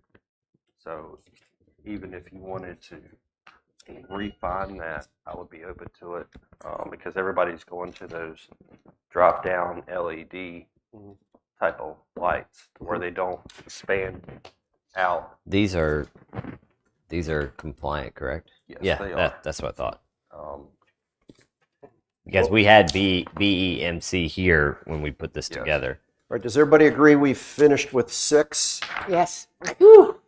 And I'm surprised. I figured if we got through 6 today, that would be good. Let's move on to 7. We have a half an hour. And 7 is supplemental regulations. Ouch. Yeah. I think it's important to keep in mind, we are a little bit on a schedule with Wes, not today, just overall in the broad scheme of things, especially when we get into Article 7 with the supplemental regulations, that maybe we entrust Wes a little bit more than we have in the past sections to kind of move it along a little bit quicker to bring back Okay, something in front of and us. I'll add on to that, that I think we, including me, has been getting into the weeds probably more than this phase of the process warrants, because we still get another bite. If we make a point, then let it alone. Let Wes deal with it, and if he doesn't deal with it, the next phase, we can come back and Right. bite him again. The reason why I say it about Article 7 is that we could get in the same conversations we just did with Article 6 and the table of uses. Yeah, I There's agree. So accessory structures. some of this stuff we probably already talked about Mhm. and made points. So with that, The one comment I do want to make, and shame on me for not having reviewed it more thoroughly. I know there was a lot of time spent on 730 telecommunication towers, and having 15 years experience at a telecommunications company, I'd like to take a look at that. Sure. The wireless coverage in Sunset Beach is very spotty. And now that more and more homes rely exclusively on wireless connectivity, and that can impact their ability to call 911, we might want to take another look at that. I will do that before we get to it to see if, We probably won't get to it today. no, we won't get to it today, but I just want to give everybody a heads up that I'm going to take a whack at that. I have a housekeeping question. Good point. Thank you, Richard. When we finished with 6, I was on page 12 on the outline that you had provided to us. And The new one is 14. in 14, I don't have a page 13. And I wonder if I missed something. You don't, and it's because what happened is when you're given up to page 6, then we had the recommendation to increase the margins, Sure. and so the other sections bumped my. So I apologize for that. I should have, but that's No harm, no exactly foul. why. And you'll get the rest of the audit today, and I included 9 in it because you had just been given 9 by itself. But before I leave today, you'll have the whole rest of the audit, including 9 through. Putting that guilt on us this early. So these what's your plan on these supplementals? Well, First of all, I guess it goes back to the table. First of all, consolidating and simplifying the table. sure. Then Then changes which supplementals apply. We've already figured out what we're going to do about the uses, but my plan is, the things that I've mentioned here, the things that are that are of concern, and those have been outlined. It just, like, in my mind, we have a lot of supplemental on legal businesses, except restaurants, as I said earlier. I think we need it on restaurants and not so many supplemental, breaking down all these little businesses into a bunch of regulations and stuff, when it seemed like it was overdone at some points, but maybe not. I don't know. I think that's a good point. I mean, Wes, why don't you drive this a little bit to go bullet by bullet, since we've already covered the table of uses and your thoughts? So we already addressed, I believe we addressed the accessory dwelling question. Correct? We don't need to rehash that again. Okay. Well, a point, though. We have a definition for accessory structure, accessory building, and we have a definition for structure, accessory.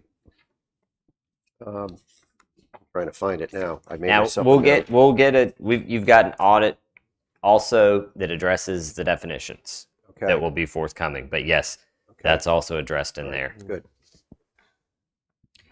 But yes, you do have a clause in your no accessory structure shall be occupied, leased, rented, or otherwise used for profit, income, or gain, which would preclude, the using a dwelling, a finished dwelling for Rental. for rental. Okay.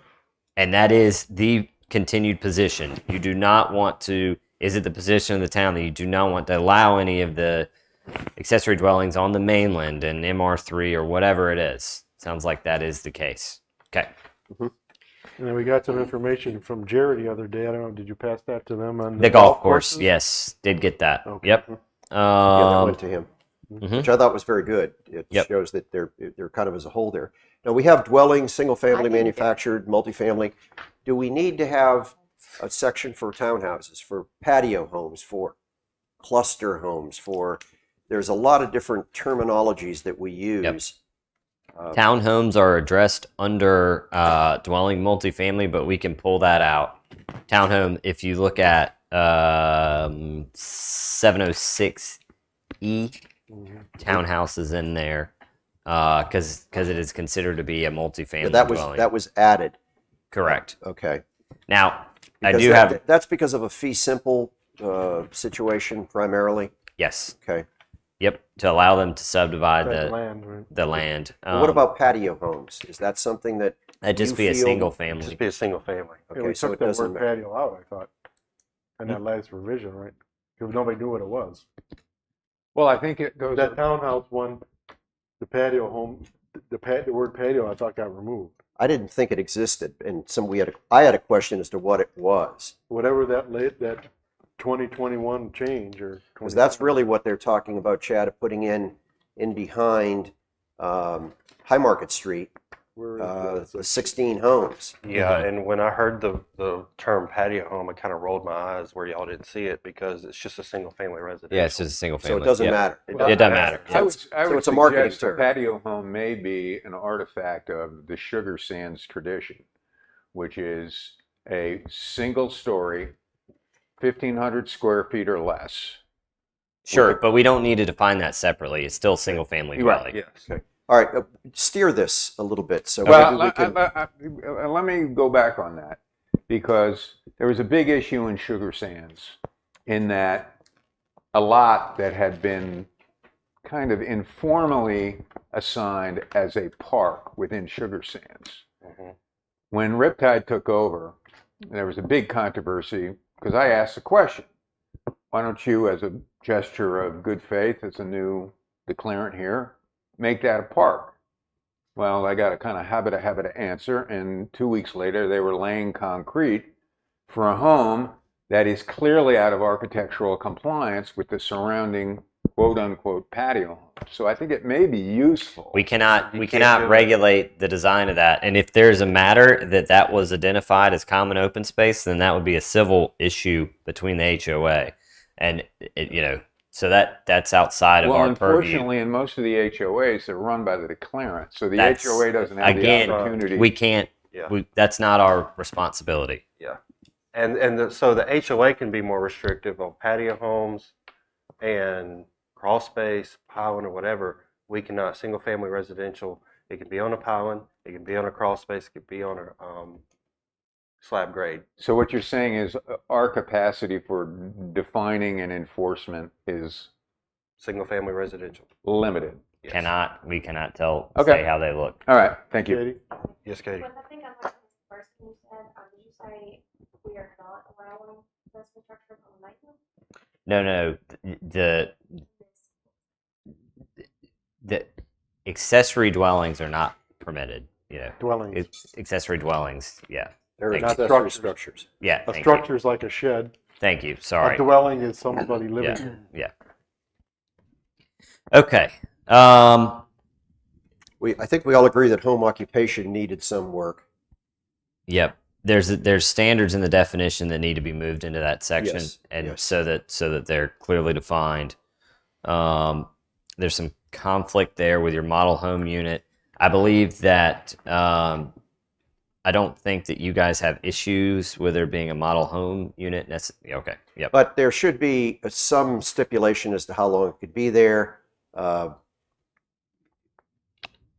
They're there. I mean, they're pretty strong. I've had to read.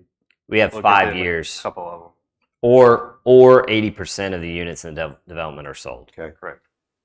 Yeah, I think that's sufficient. Oh, fences. Oh boy. So I don't, Yeah. in my opinion, I don't find it. You're defining the detail, the standards here, the details and the design for fences, and I don't see why that needs to be approved by the planning board. I mean, staff should be able to approve that. It's not like staff can or the planning board can sway from the design standards. It's just that would be my recommendation for So it's not a Board of Adjustment matter? so if they needed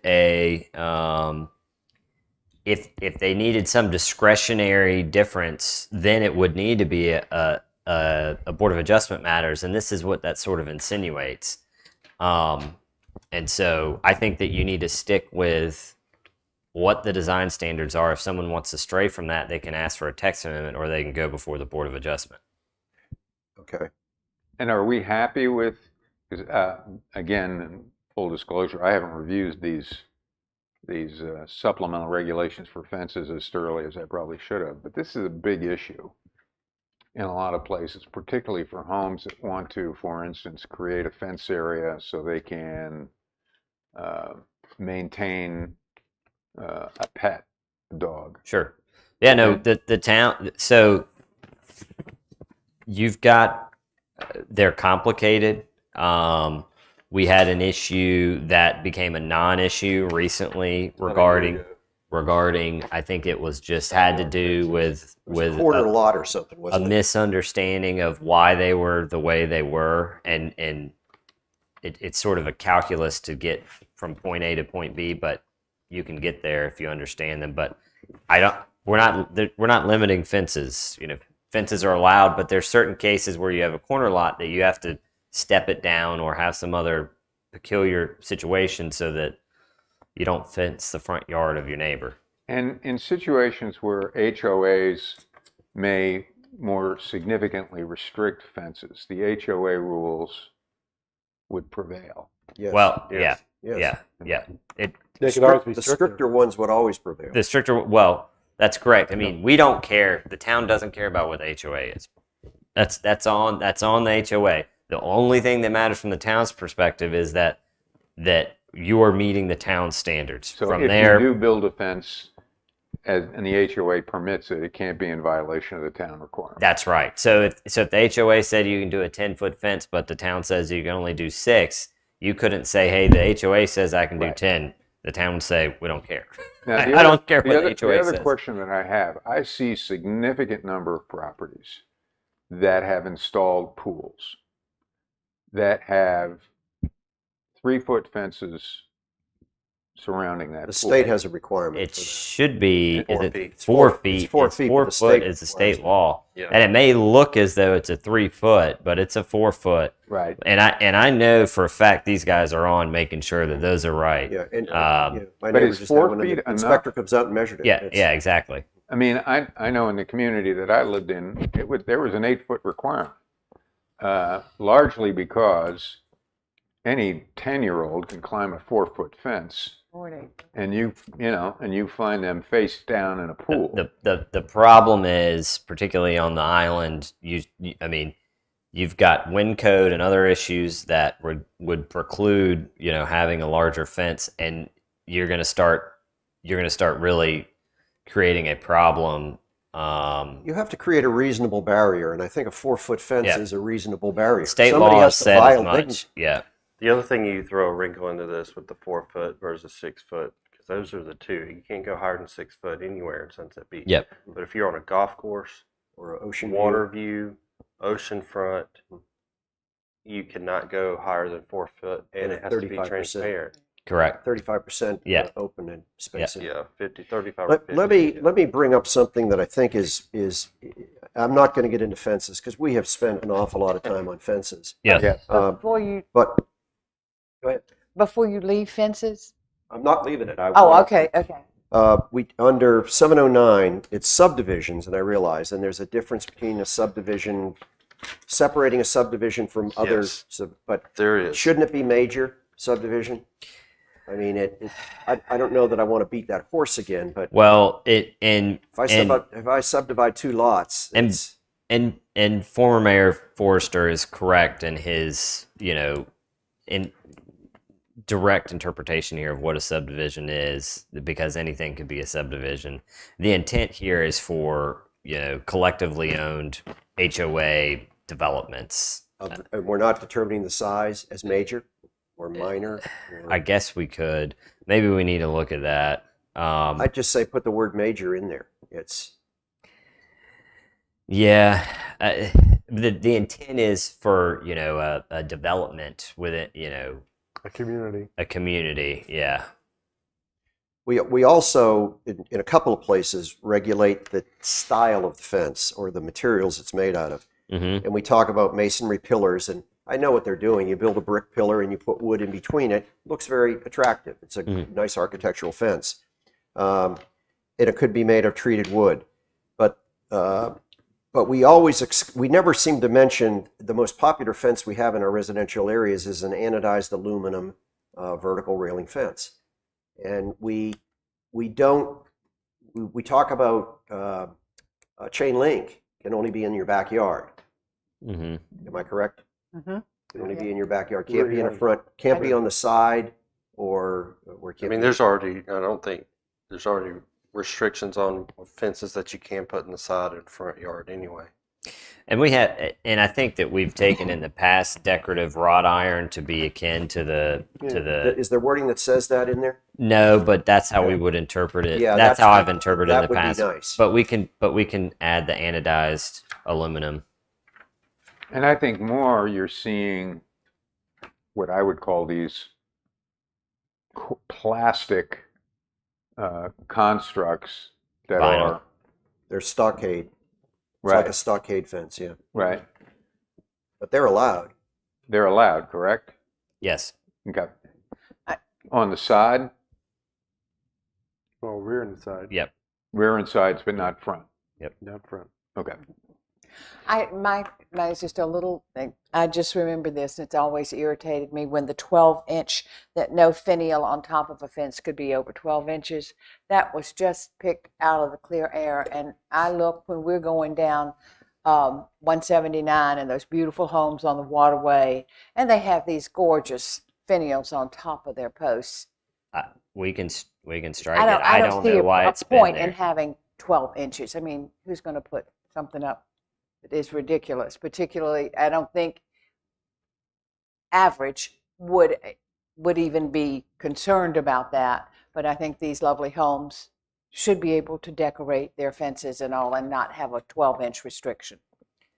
Which, Yeah, I don't think anybody's going to do anything untoward with a finial. exactly. And why we're in the finial business. I mean, this just You're came gonna off strike the top that? of It's somebody's fine with head at me. a council meeting. Chad, somebody needs a permit to put a fence in, Yes. period. Yes. Period. Yes. Okay. Can a staff make a question and punch me if I bring up something that is going to be very crazy?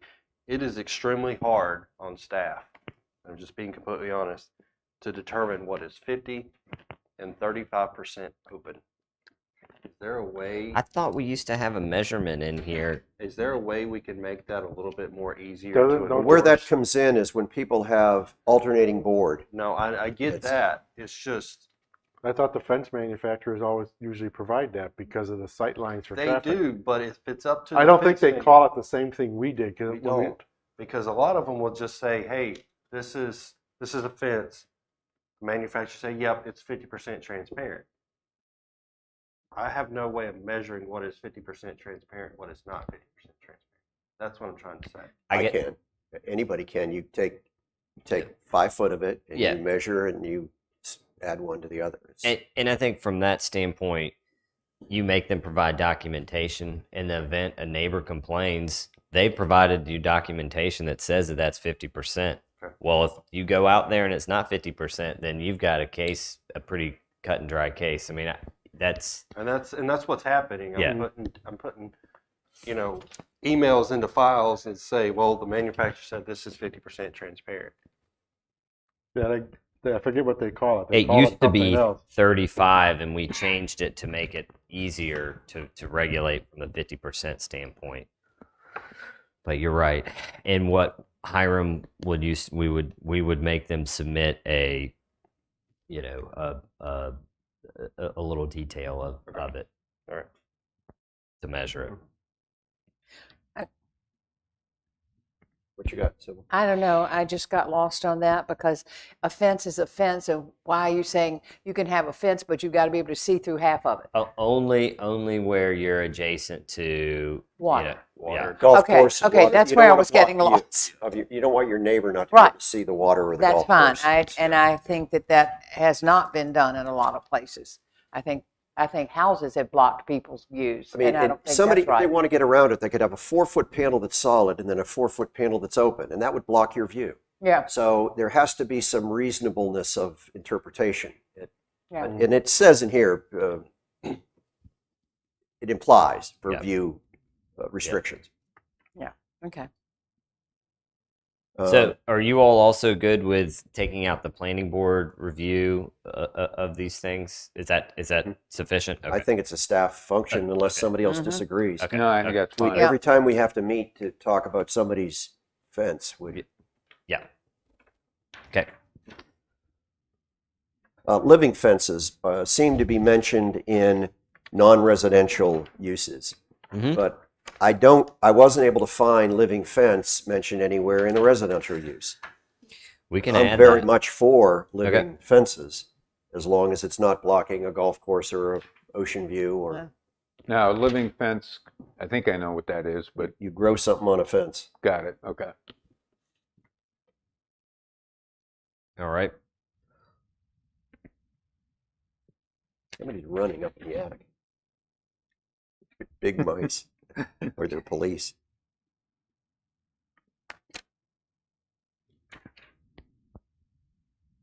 All right.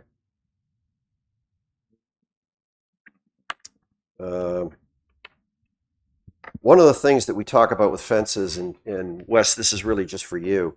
We talk about height of the fence, Mhm. but in most times we mention height of the fence, we don't say how it's to be measured. And we've talked about this before, the highest adjacent grade. So I think that needs to be added when we talk about height of a fence. Now, it could be in a definition, it could be, it could be one place where then it would be applicable everywhere. I thought we had or agreed to have one place how to measure, or there already is one, how to measure all heights. Well, It came up with the sign thing we just talked about. Mhm. the The 8 monument feet. but it sign. doesn't come up when you talk But I about thought- heights of fences. I thought we had determined when we talked about that 8 foot, there was It some would- place that defines how to measure all heights. It would be applicable. It would be. So I guess saying what Pete is, we have to make sure wherever that is, it applies to all height measurements. Buildings, fences, walls. It's the definition of highest adjacent grade, but it doesn't talk about,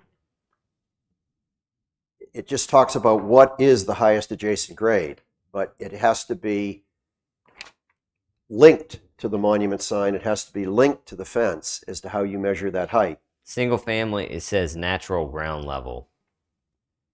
Well, That covers a lot of sins. and I guess natural means what happened back when the glaciers came through here. Yeah, I Or guess. International Harvester. I don't think- I think that's meaning more times. I've never seen somebody install a fence and bring in fill. Well, that's the key. You could build it on top of a berm, and that's always my fear.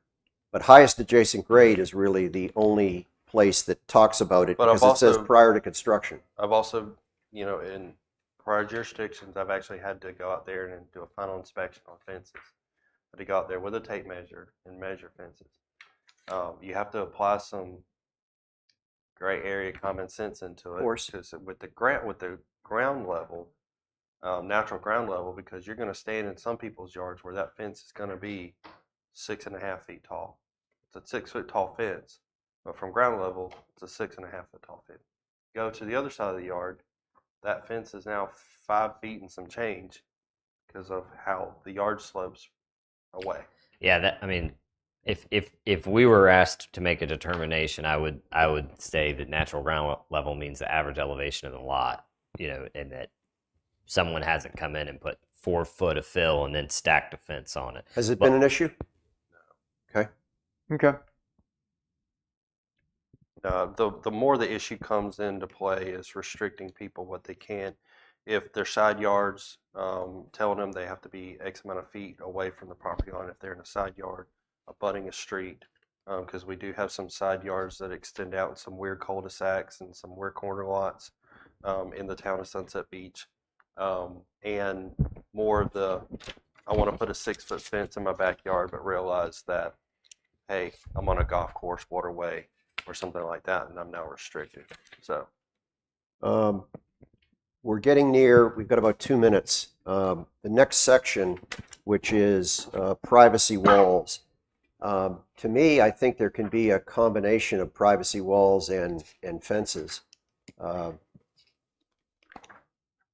But we tend to deal with privacy walls only when it comes to subdivision. Right. So as opposed to a privacy Again, wall that I It want sounds to like we build just in. gotta make sure we Again. define that subdivision community major, minor thing right. yeah, And apply I it think there. yeah, Ron's exactly on my point. I think between this board and West, coming up with something, the difference between a subdivision fence and a privacy wall. Because Yes. when I think privacy wall, I think more toward a fence around a commercial entity than I think Like a buffer. Yes. But I can That's put a right. privacy wall in my backyard. And would you again- make me follow the fence regulations? I think you would.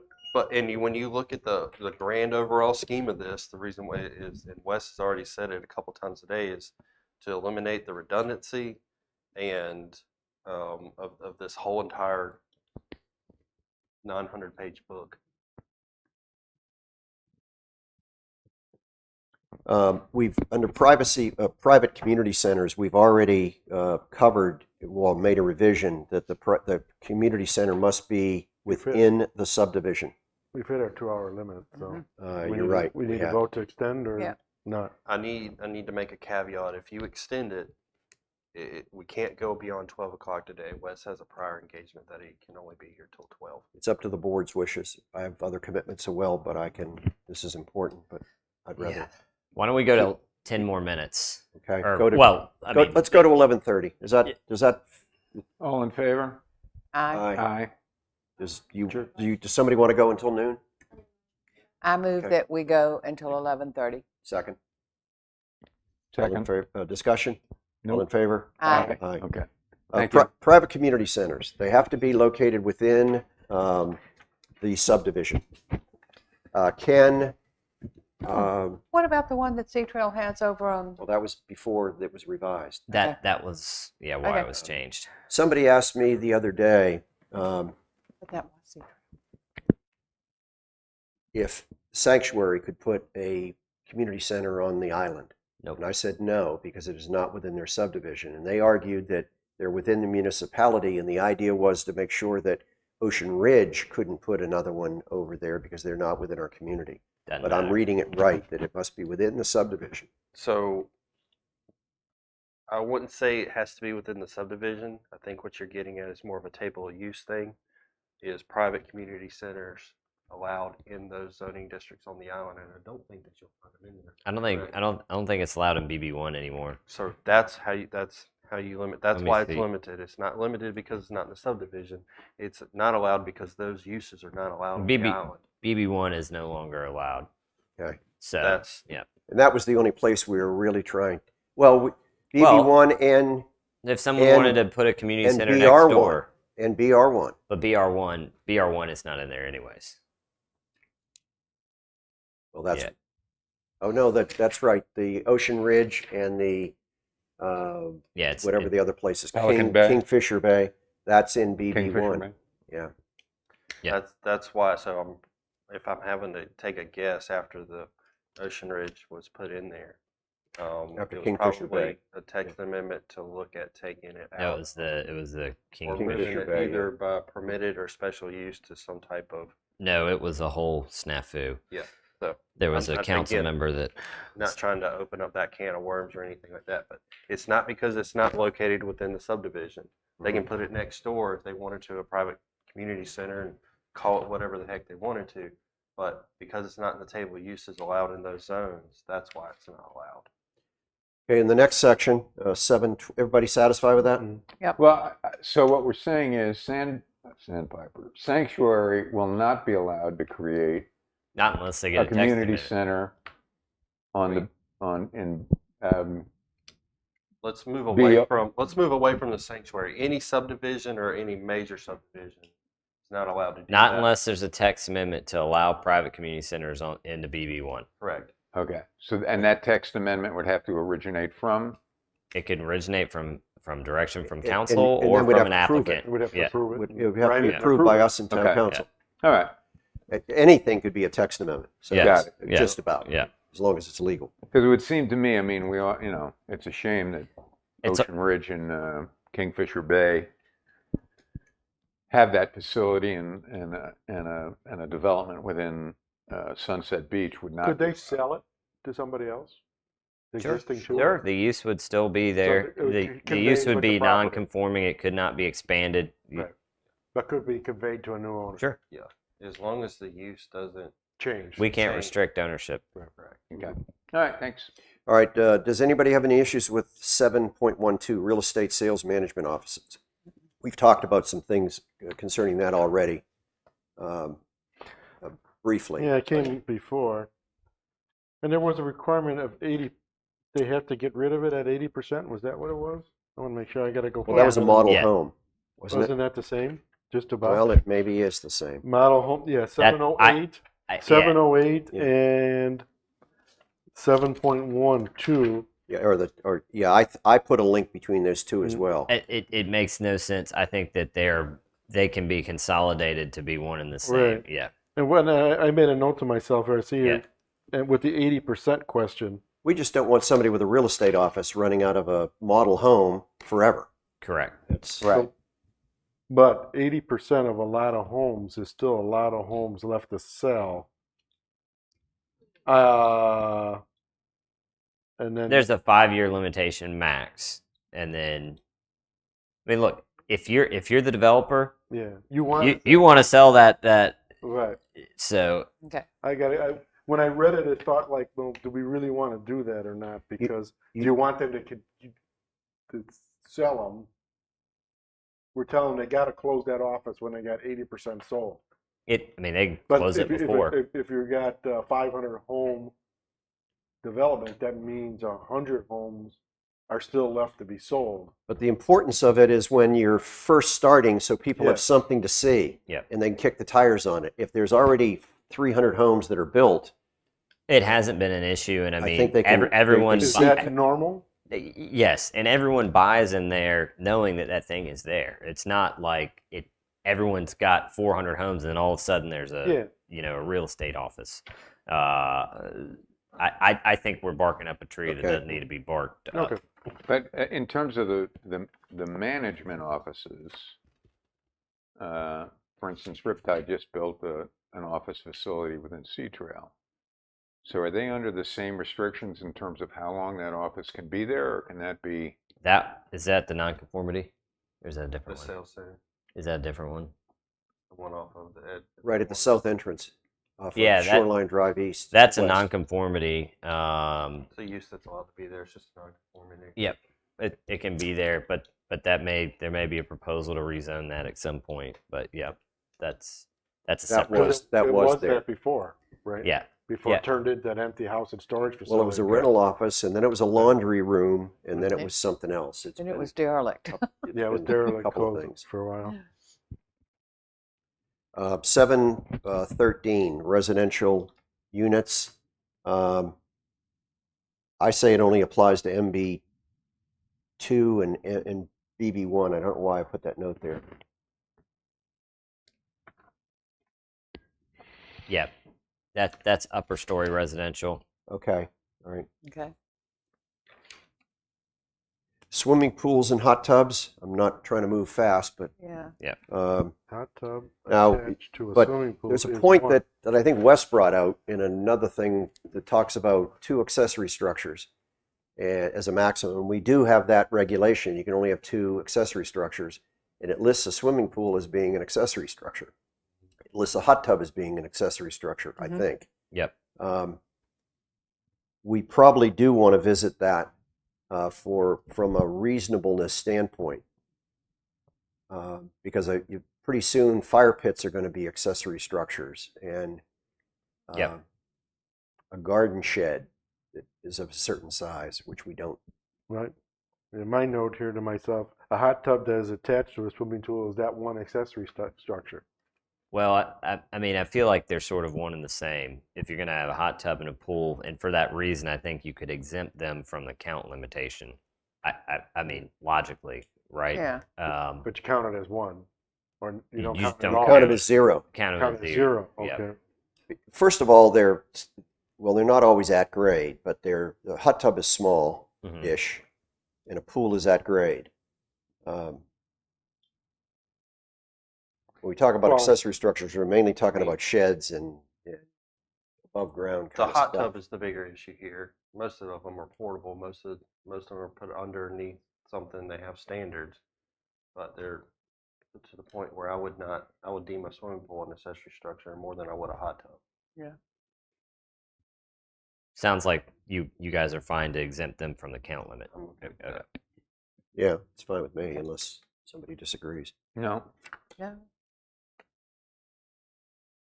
When it talks about a swimming pool being provided with adequate water and wastewater facilities, are they talking about a swimming pool needs to have a bathroom? I mean, wastewater isn't something that you typically consider along with a swimming pool.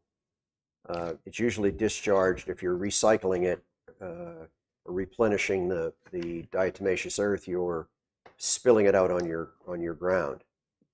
You know, Pete, that's a great question, and it just eluded me. That language has been there for, and that language may have originated at the time when folks were still on septic, and there was concerns, you know, that. I don't know if we can even regulate I that. know. I think designed so that drainage from surrounding areas will not normally enter the pool. I mean, again, that's also up to them, I think. I think this is a Berkeley County issue. If they have capacity, I don't think we can regulate that. I think that if you want to regulate it, you can strike all of the middle there, Yeah. and then just leave the located so no broken overhead electrical may fall within 25 feet. Because a pool enclosure would in fact be an accessory structure. Yep. Okay. Yeah, I think it's words that don't need to be said.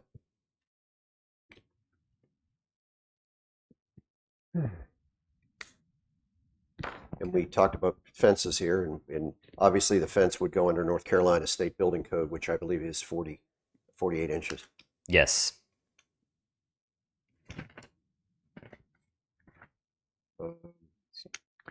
We talked about hot tubs. Yep. All right. Well, it's Uh, 11:31. Yeah, and the next one is accessory think- structures for commercial use. That's probably a good. Good place Starting to point. stop. Well, I just want to say, as a matter of public record, these sessions have been very productive, and thank you, Wes, and Sure. thank you, Chad. You hold your folder. So, For the public record, at the 25th, when we were in here to talk about Majestic Oaks, and we had the boards up, I was approached by 2 citizens that said they wanted to compliment the planning board on the detail that we're going through in this UDO audit. And I said, "You mean you're actually watching this?" And they said, "Yes." And they said, "You guys are doing a great job of representing us as citizens, and you're bringing up very good points that we would bring up." Yeah, I've So- had some private communications via Facebook that have essentially mirrored those same comments. More So, homework. Thank you, sir. again, you're getting Article 9 twice. Oh, fine. Could Well, use me more. It's just because it was a one sheet, and I figured I should just package it all together. Already done 9. Now, our next, okay, we have to adjourn the meeting. I move that we adjourn. Well, technically, you have to ask for public comments. Public one more time. comments. You're right, I'm sorry.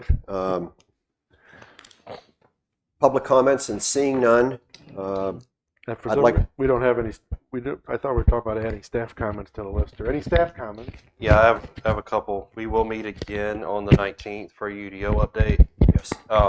The first June planning board meeting will not be a UDO update meeting. We have too much on the agenda. And like I said, I'm only using the first meeting as UDO update meetings if there's nothing else on the agenda or a few items on the agenda where I can add it in there.